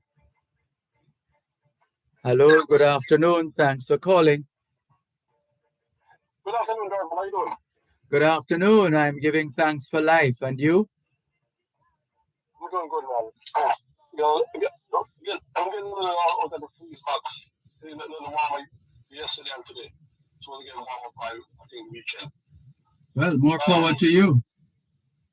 Yeah, man. But I'll be down here in Jamaica not too long from now to break out, to take a break from the winter. You have a, yeah. Hold on. Check your background. You seem to have a device that is impacting. I don't know. I'm in a parking lot. I didn't put my seatbelt on, so my car is just beeping. Anyway, segment here from when I was driving school. Is correct. Forklift drivers in the US, it's you can, if you get a proper training, you could skill, you could easily employed because I'm looking for good skilled people here. It's a very good segment. I wish they could introduce some of the stuff I was on last week, and I wish they could introduce some of the stuff in the high school level to the students. So maybe you can talk to the Minister of Education where they can implement some of those approaches in some of the high schools. What do you think about that? Yeah, by all means, wherever we recognize or identify opportunities, by all means, let's expose our young people and just our general population of job seekers. Let us help them as much as we can to get one of those jobs. Why not? Yeah, man. When they leave high school, they don't have to wait. They can get into a company doing something skillful. Right. Right. They are demanded. Mm-hmm. Dervan, the gentleman that was covered before the break, very interested point on the breakfast, and the national breakfast thing. I'm not a. Let me put it this way. If you pray without action, to me it's useful. It's useless. It's not useful. Useless. Sorry. Yeah. Mm-hmm. Yeah. When you pray. I don't. You pray a little bit and ask God to help you to carry out the mission that you set out for, right? So if you want to build a house, if you want going to work, whatever, but praying without action to me is useless, yeah. Well, Dervan, I was embarrassed. By the way, great job. You did a great job on the hotel broadcast on Friday. Good job. Thank you. I enjoy your interaction with the people here.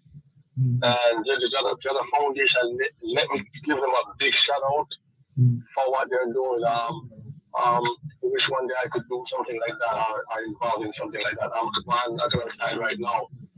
I'm going to give them a big shout out for what they are doing and the mission that they played and what they're doing. On Dervan, I was literally embarrassed to know that they come to Jamaica, so these people for the first time, they realize that the country need ambulances. I've seen it with my two eyes where people are passed out, they're very sick, they die, they can die at any moment. And these people are being put into a car. I've seen it with my two eyes one time.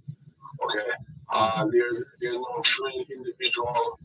The car doesn't have no. In other words, for example, when you're in an accident, your neck, your back, those places have to be protected.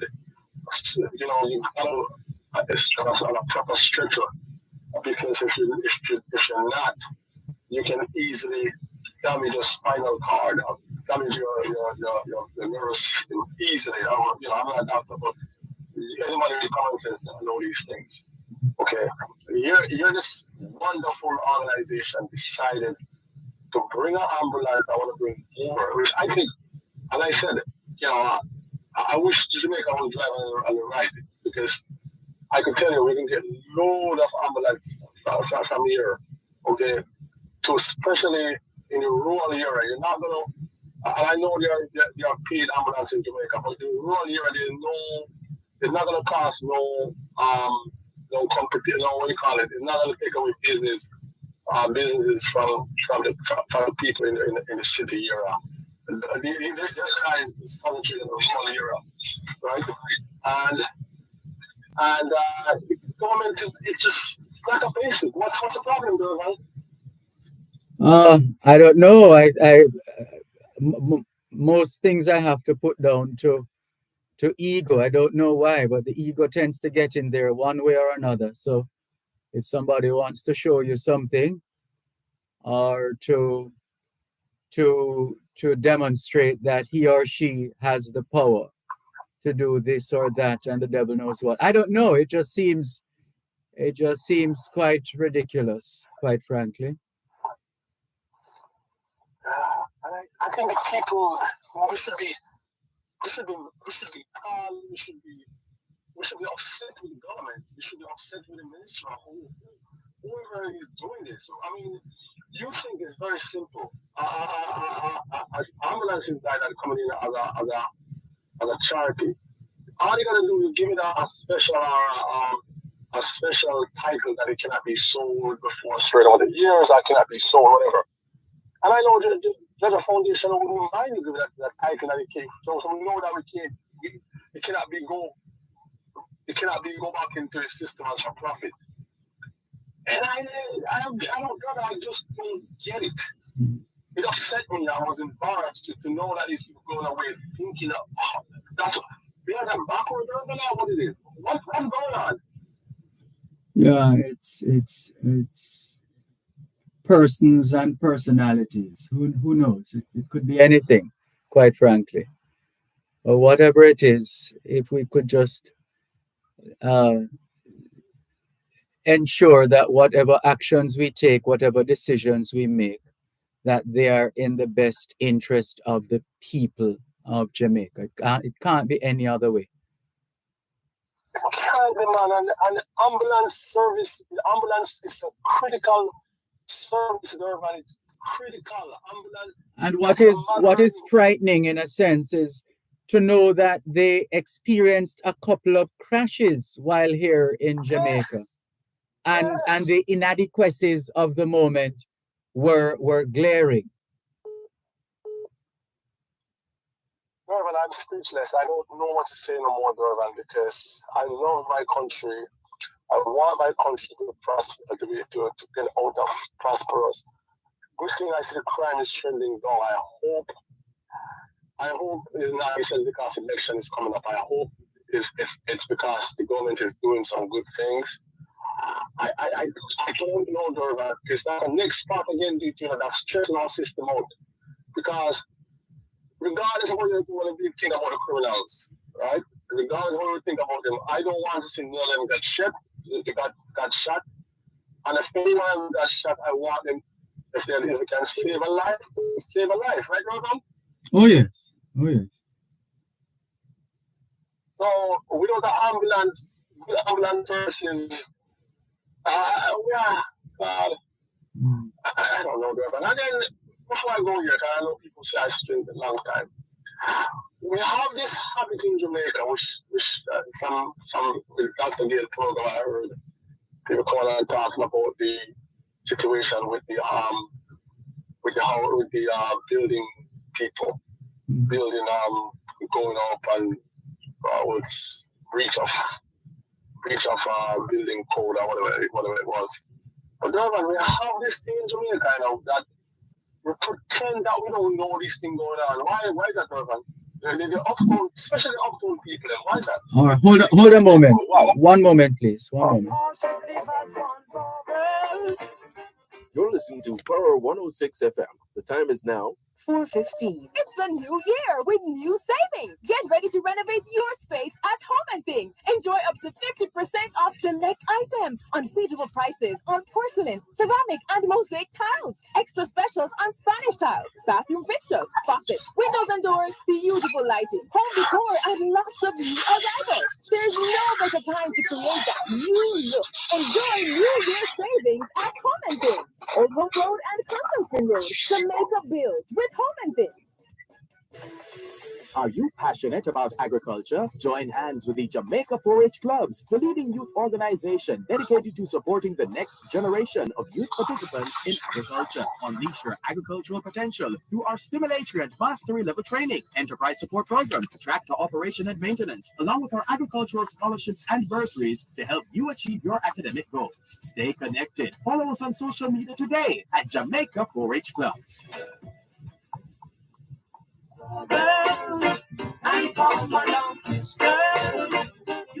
Thanks a lot for staying with us here on your program, Both Sides of the Story, Power 106 FM. Good afternoon to Natalie Winter. We see you. Welcome. Good to have you on board. Thanks for tuning in and all the very best.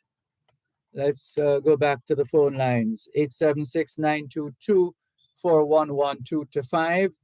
876-365-3346. Thanks for holding. Please continue. Go ahead, please. With the upper class sometimes, right? What's that? So maybe you can tell them, I know you mingled with the upper class sometimes. Really? No, man, I know that, man. Come on, man. I hear you. Well, the question I'm asking, it's just because I'm asking you. Why these people always act like they don't know what's going on in Jamaica? They don't know what's going on. Why is that, Dervan? Maybe I don't live here and I know what's going on here. But maybe they don't know. There are those of us who are locked away or otherwise divorced or isolated from Main Street, so to speak. I don't know, but I tell you the truth. Sometimes I have to laugh because if I don't laugh, I want to cry because, you know, when they come on, sometimes they act like they don't know what's going on in Jamaica. They don't know this is a norm, you know? I've seen things in Jamaica that I've not just laugh. I see people actually build their house actually in the sidewalk, you know, literally almost on the sidewalk. Oh, God, Dervan, I don't know. It's a norm, man. It's a norm in Jamaica. I don't know. I've seen it all the time here. People do what they want to do. So I don't know. Sometimes when these people act like they don't know that's how Jamaica operates. You pay a man of money and get what you want done. So you know what I'm saying? Yeah, there is that too. Yeah, there's a lot of that in Jamaica. You pay a man. You know, one day I was putting a water meter in. And, you know, I like to watch people because I'm a very stressed person when it comes to these things. So I went downstairs, it was in the garage. I went down and, you know, guy came up and started back with us. So I heard my voice when I was a Jamaican, when he was Jamaican. And he started telling me basically, he said, listen, I can't even speak to you because I can't do nothing what you want me to do because I have to do whatever the shit you want me to do. So don't even, like my parents said, don't even ask him no question to do nothing all the way. Because he's not going to do it. Because he's going to lose his job. That's what he told me. I have a property across from school. And one day it snowed very hard, very, very hard. So an older guy was on the block. So the school has the equipment, they have this plow and all the stuff over there to plow the road. So the older guy told him when he died now, he said, he told the guy across the street with the plow. He said, excuse me, I give you $100. Just plow the old black family over here. You $100. The guy said, listen, I'd love to do that for you. But if I get caught, I'm going to lose my job, man. I will lose my job $100. Can't do nothing for me. That's what I told the guy. Just like that. Can't do it. Yeah. Yeah. Those are the things that we need in Jamaica, Dervan. Yeah. But Jamaica doesn't run like that. And the upper people, the people in the upper echelon, they know that too, but they act like they don't know. They should know because they live in Jamaica. Yeah. Yeah. The realities of our life. Don't get me wrong, it happens here though, but the consequences are happening way less because people know the consequences that they will face. All right. Well, let's leave it there for now. So, thank you. Take care, Dervan. You too. Okay. Bye-bye. This is your program, Both Sides of the Story, Power 106 FM, still streaming live on the Gleaners website, go-jamaica.com. Horace, otherwise referred to as Spider, says, well, he has quite a bit to say. Let me see here. Let's see. He says, maybe the country is broke like church mouse. We can't afford to clear the ambulance. We can't afford to sponsor the Jamaica Talawas. The country is broke. It's like someone... I see your message, Horace, otherwise known as Spider. But remember, we have to be sensitive as well. We can't just use any particular word. We have to be mindful and careful. So thank you very much for your message, Horace, otherwise known as Spider. This one says, where does it start? Today. Blessed greetings, Mr. Malcolm. How are you, sir? I'm fine, thanks. And you? Seems as though my timing is off and I'm realizing you are on the airwaves at the moment. Firstly, let me reintroduce myself. My name is Fitzroy Thompson and I am a past president of the Jamaica Ex-Soldiers Association, New York, Incorporated, JESA, NY, Inc. I reside in the Bronx and I was interviewed by you when Fly Jamaica was doing some kind of community outreach. I would like to introduce to you the current president of the New York Ex-Soldiers Organization so that the possibility of an established communicable relationship could become a reality. Absolutely, that's what we do when it comes on to diaspora-related matters, whether local or overseas. We'll be happy to oblige. After all, you're the ones doing the heavy lifting, as we like to say. We're always humbled and honored to be able to share your stories with Jamaica and Jamaicans at home and abroad. Here's another one. This one coming in from H. Morgan in Birmingham. Good afternoon, Dervan. I would like to draw your attention to a video on YouTube. The title is Golden Valley to Sunning Hill. This YouTuber did a fantastic job to expose the condition of the main road that goes through 3 districts. I can't imagine there is an MP in that area. Some of the holes in the road are roughly 6 feet wide and 2 to 3 feet deep. Not even a donkey can safely walk on that roadway. It's a disgrace. I can testify to the fact that the condition is what it is because the last time I was in Jamaica, I drove on the road and the bottom of the car was scraping on the road. People still live in parts of the area And to be ignored like that is a big disgrace. And what makes things worse is that politicians go through those areas looking votes. I can't believe places in Jamaica still look like that. The video is lengthy, but have a browse through it and you will see what I am talking about. This video is pretty recent, says H. Morgan in Birmingham. Thank you very much, H. Morgan in Birmingham, for your message. And here's another call coming through. This one's from David Crosburn. Hello, good afternoon, Mr. Crosburn. How are you? Yeah, good afternoon. Very well, thanks. I missed most of the program, internet issues, but here I am with you, and I'm thankful for that. Happy you're able to join us. What's on your mind this afternoon? Yeah, I just want to share an experience with you, just to show how valuable your program is, and to highlight that we are not using what we have in our hands enough, and it keep us in the way we are. I'll give an example. I did a lot of work with a documentary. I got 2 credits in the documentary. The sugar industry, documentary on the sugar industry. It was done up at UWI. A lot of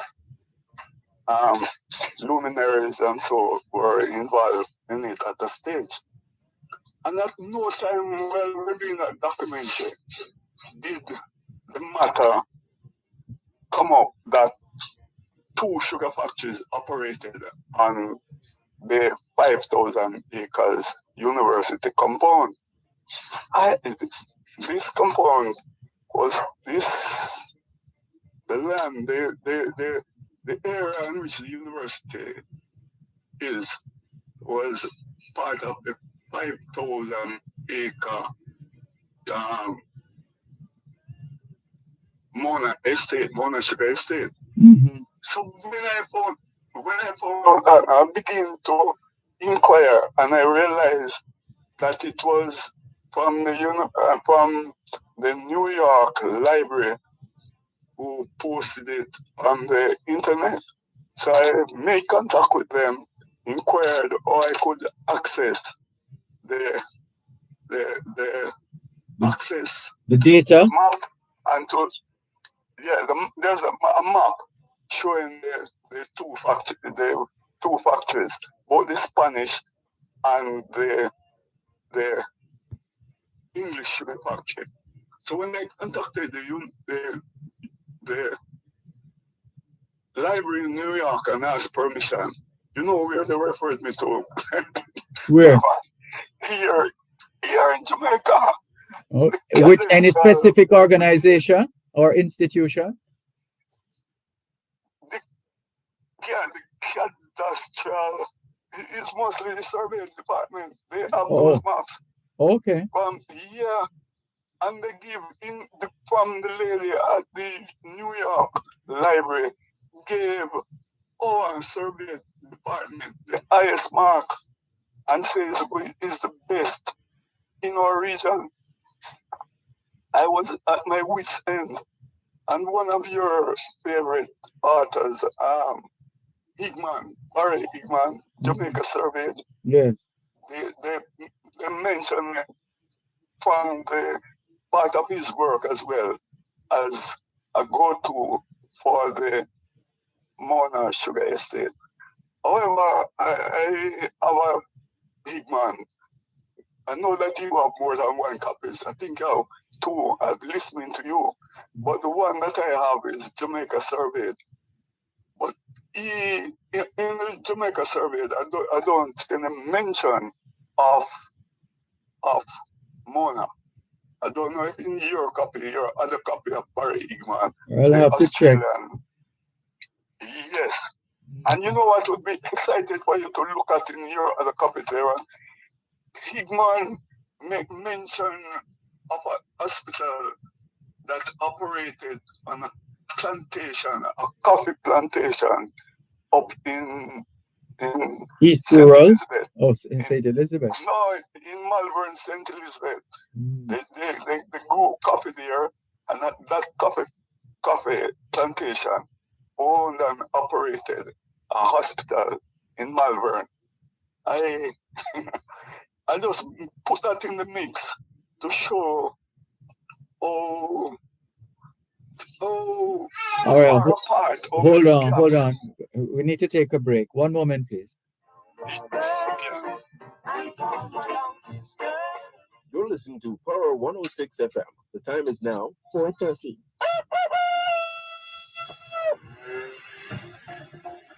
All you'll ever need to know about agriculture in the 21st century, packed into one program.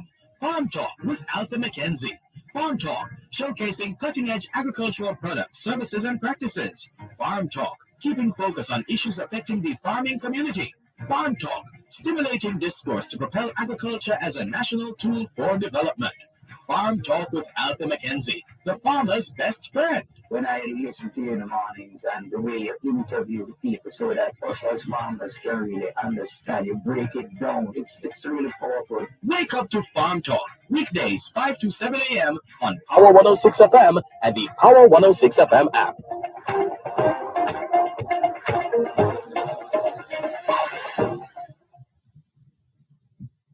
Is unity, U-N-I-T-Y. Is unity, U-N-I-T-Y. Is unity.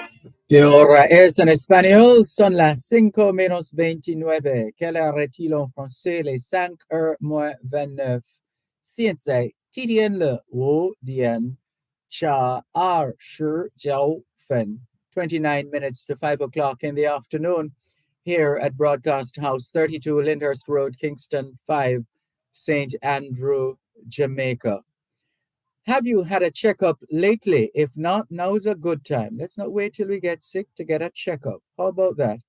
Checking in with more on your program, Both Sides of the Story, Power 106 FM. And hello to all the students listening to us, all the children from the early childhood level to the secondary level. Trust you had a productive day of learning today. Hope you also managed to get in some physical activity, just as important as mental activity. As we always say, young people, socialization makes you educable, education makes you trainable, training makes you employable, and the right attitude makes you successful. Homework time, young people.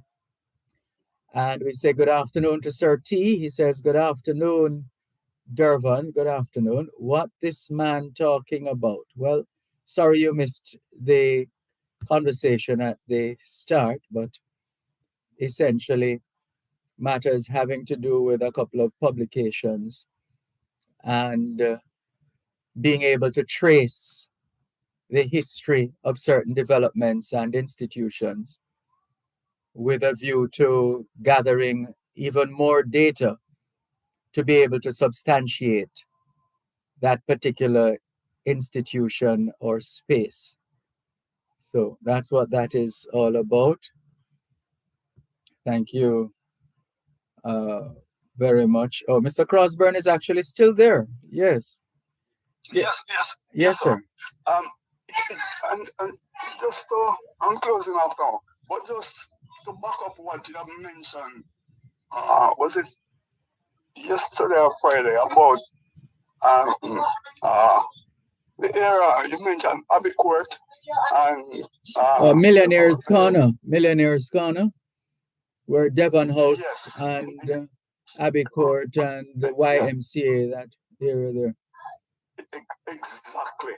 So at that location, based on what you have mentioned there, the lady Jane Burley, is a very outstanding Jamaican woman, and she owned those 5,000 acres that the university was developed from.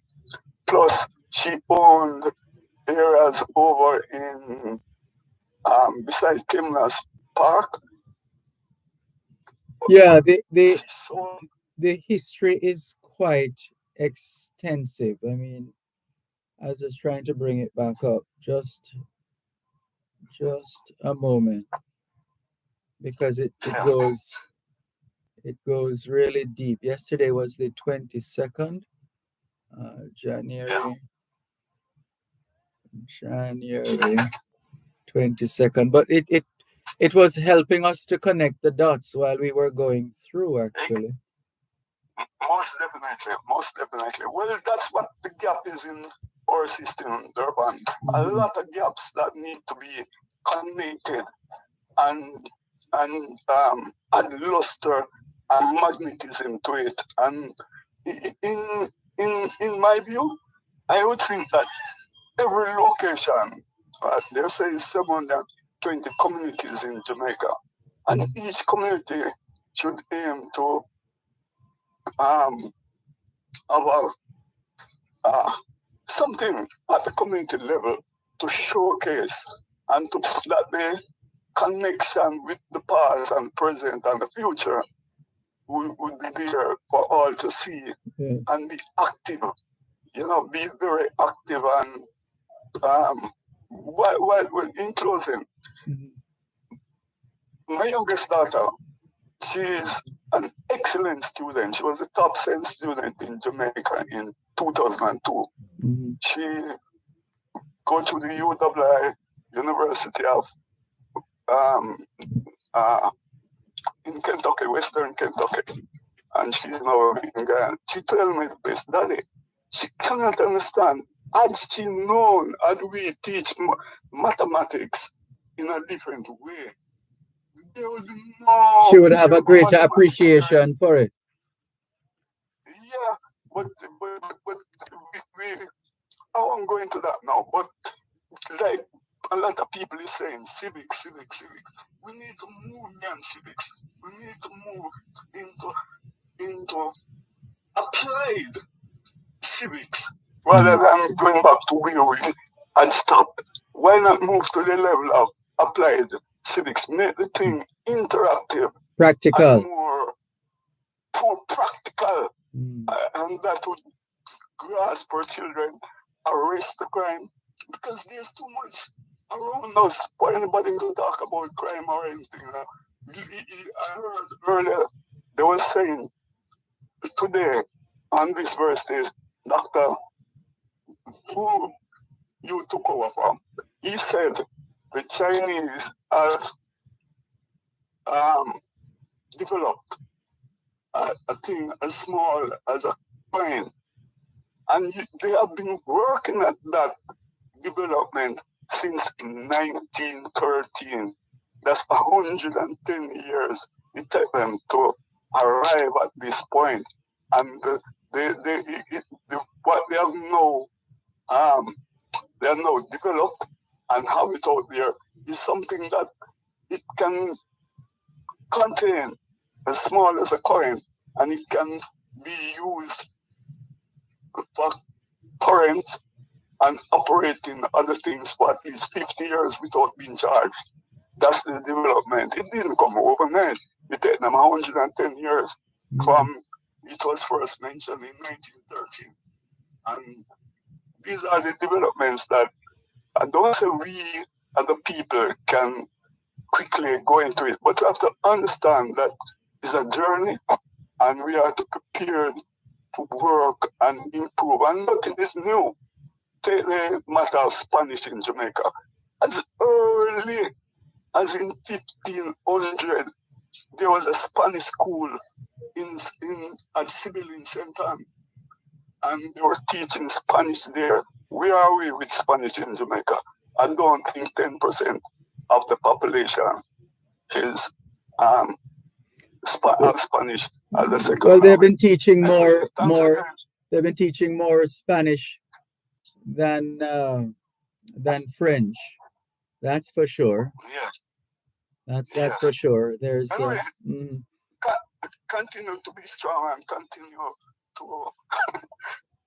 to continue to be strong and continue to take the goal forward. We'll do the best we can. Thank you. Thank you for calling. All the Yeah. best. Indeed. Okay. Bye-bye. This is your program, Both Sides of the Story, Power 106 FM. Hello, good afternoon. Thanks for calling. Good afternoon, Mr. Patient. Good afternoon, Miss Mervis. How are you? I think I could be doing better, you know. We could always be doing better. Must be old age. At your young age?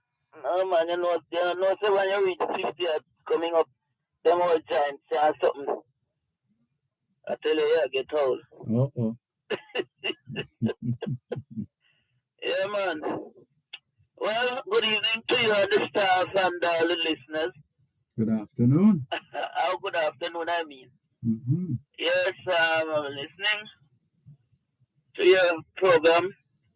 It has always given me so much information from other callers, you know. Yes. Yes, I just enjoy listening to other callers, their contribution, you know. That's good. What do you mean?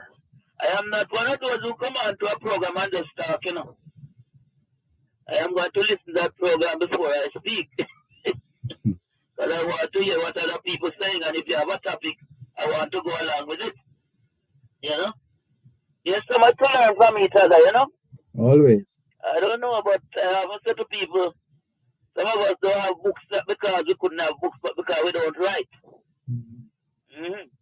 We always all of us learn something and have different information, but some of us document it, some of us don't. True. And that's because I know some people out there can't even read in a Dervan. And they have a lot of information, you know. Mm-hmm. Because the environment is a place where it's always filled with information. Oh, yes. Yeah? You know, so I sometimes tell people that you don't, because you might not have a big education, but you have a lot of knowledge. You know? Yes, man. I want to congratulate Edwin Allen on its 60th anniversary. Mm-hmm. Yeah, man. Mr. Edwin Allen was one of my favorite education ministers. You know? I'm sorry that when he introduced that comprehensive school, they didn't continue to increase the number down the road. I can recall when Mr. Manley took free university education, he walked across the floor and shook his hand. Yes, can recall that. And for a school to grow from so small to 2,300,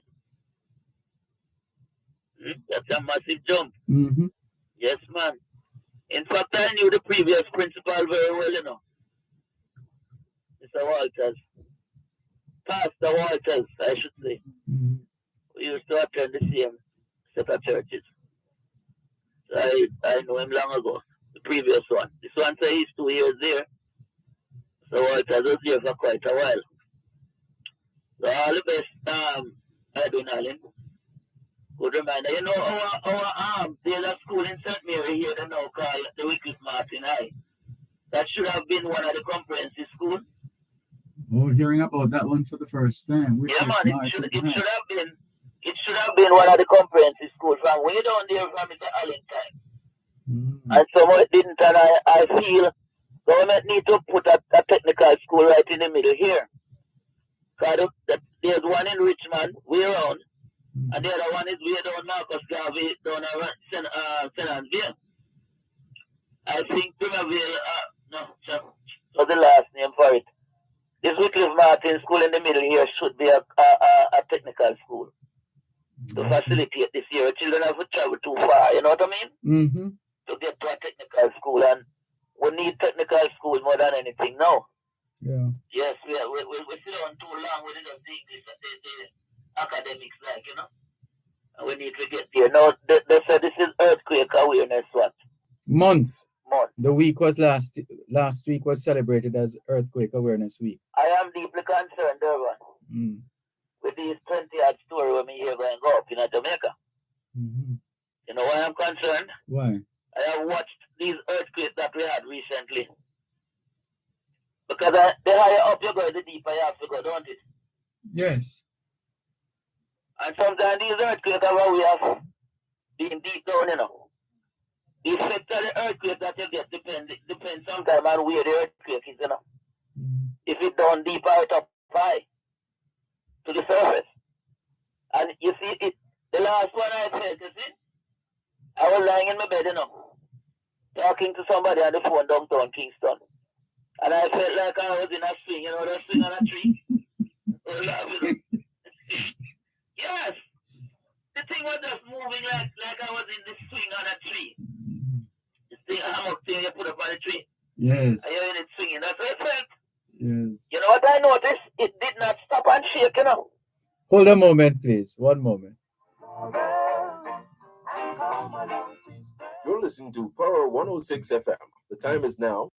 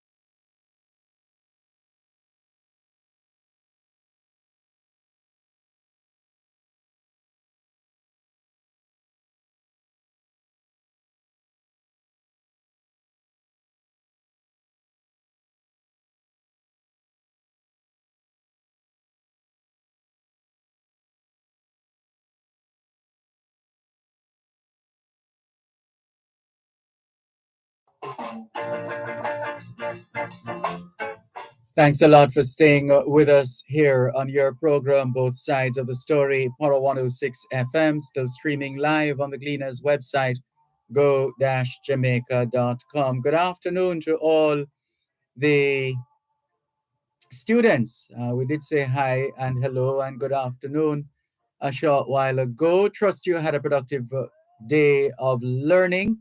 Hope you also managed to get in some physical activity, just as important as mental activity. As we always say, young people, socialization makes you educable, education makes you trainable, training makes you employable, and the right attitude makes you successful.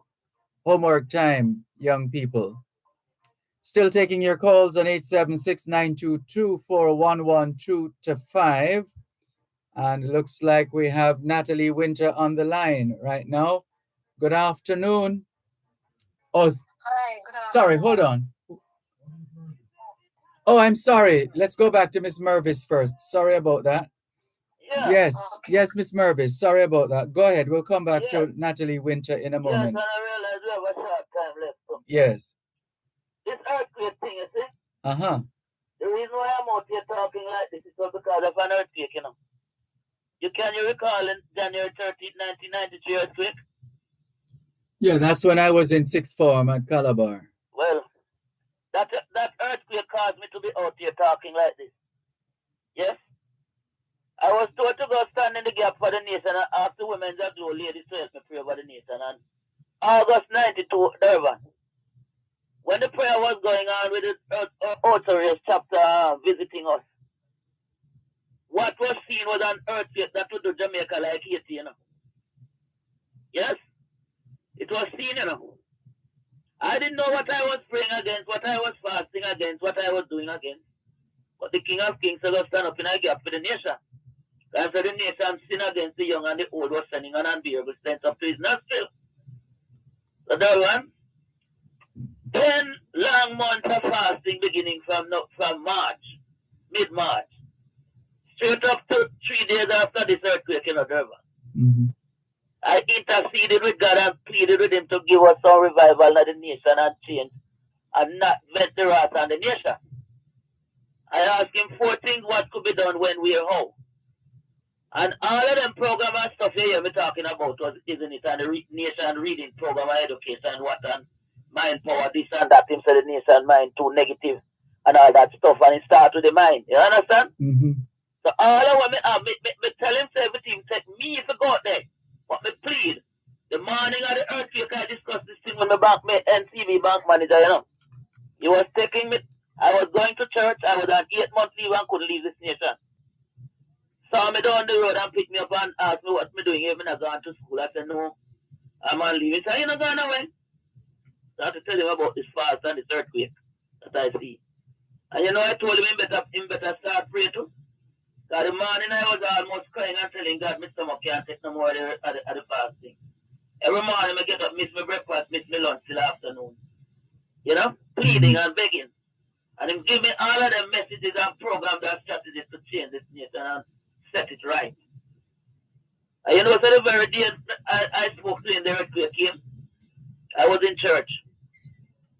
Now, so we prayed and got up and the moderator said about 3 sentences, Dervan. I feel the earth rocking up. And I was so scared because I saw what the earthquake was going to do. Children's bodies were scattered all over the place, what was seen in the prayer. That earthquake came at 12 o'clock when those children were together at school. So those buildings started to break up and all that stuff. Can you imagine what would have happened? Well, at that me out here beg Jamaica from that time, it's a 1 year national repentance, reconciliation and commitment. For Negroid point to moral point, everybody getting together at the same time simultaneously. No nation and I am supposed to be third world poor and semi-literate. Yeah? And as the man rightly said, the caller before rightly said prayer without work. I don't understand how people keep praying, and I don't hear anybody say God tell them this is what we need to do. I'm not hearing that. But I get a lot of strategy, lot of information around here, and I put them in newspaper.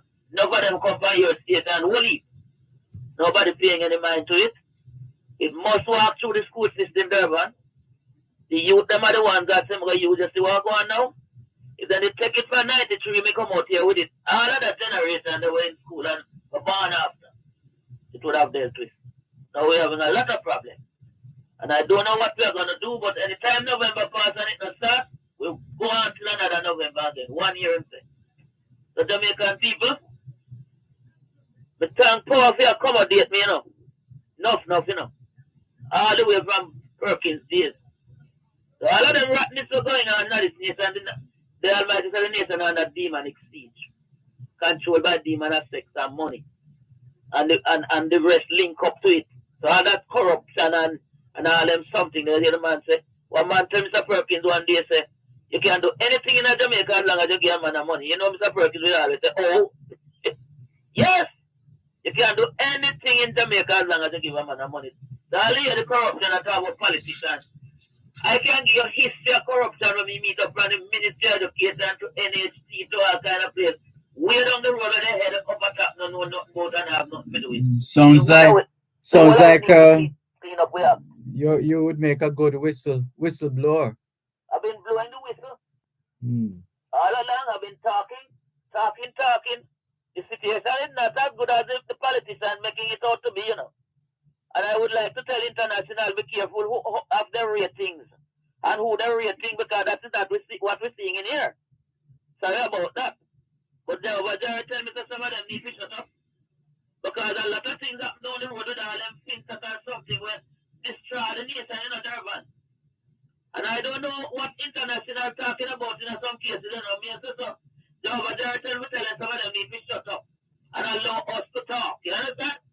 We all live in this thing and feeling this thing. Hold somebody like we're born 46 and know something about this nation. Now read it, live through it, and know this nation should be better, could be better. If how the kind of people can make it better. But I don't know what to do with us and this foreign-minded whatever. Eh? If it not changing, now gonna run a Dervan. If the politicians not change, God send me wait for the people, you know. If the people must change the nation. Anytime you use a leader, when the leader die, the situation goes back to square one. It's waiting on us people when give what it takes. Okay. To turn our mind over this politics and this religious divisiveness. Yeah? And position ourselves to the kingdom of the man. I tell I can well imagine, Miss Mervis, we're coming close to the end. Yes. You have to give it to people. When I'm calling your friends, I know some of the things they ask me. And the answer coming from up there. So you see, you're trying to make what? Yeah. Are you me tell the other day to me, you want something out there? We put to your phone. Can you remember them phone I want charge? I said to somebody the other day, something is there you can connect to the phone and it's a charge. But every minute they want charge. Huh? Want to the battery them, and that makes a long time. No improvement on the battery. Power them. Yeah, and I put in a lot of features in it. Well, the technology has become quite fleeting as well. So in no time they throw them out and they get in another set, etc. They want to make money. I heard somebody say one day anytime the sale go down, them just find something else put in there. Yes. That's what I heard. Well, Miss Mervis, thanks as usual. Yes, me dear, and thank you for tolerating me. Okay. Enough time. Thanks for the call. And tolerating the Almighty, not me. All right. Bless up to all listeners. Bless up to you too. Take care. And let's see if we can get in Natalie Winter before we have to wrap. Hello, Natalie. Good afternoon. How are you? One question. Why you call Dervan House and near there so Abbey Court? Million years gone. Question. That's a question. Why? Because Jamaica's first black millionaire built his house right there at the George Steebell. George Steebell. Okay. Okay. I was at Dervan House and I was near the garden there where they have the thing for where they pitch up the place where you can sit down. It's a nice place. And you know, you can carry your family there, a special person, you know, can just relax. So it's really a millionaire corner if you really look on it that way. I hear you. It's really nice.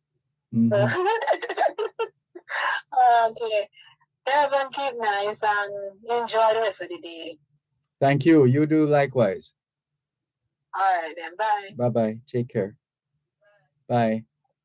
This is your program, Both Sides of the Story, Power 106 FM, still streaming live on the Gleaners website, go-jamaica.com, live on your smart devices all over the world, taking your calls on 876-922-4112-5. Can we thank you once again for the privilege of serving you on yet another edition of your program, Both Sides of the Story, for today, Tuesday, the 23rd of January, 2024. The moving finger writes, and having writ moves on, nor all your piety nor wit shall lure it back to cancel half a line, nor all your tears wash out a word of it. All things being well, Both Sides of the Story returns tomorrow afternoon, 2 to 5. Till then, this is Dervan Malcolm reminding all of us that every day is an opportunity to do better than yesterday. Take care. This is the time that we all should live as one sister.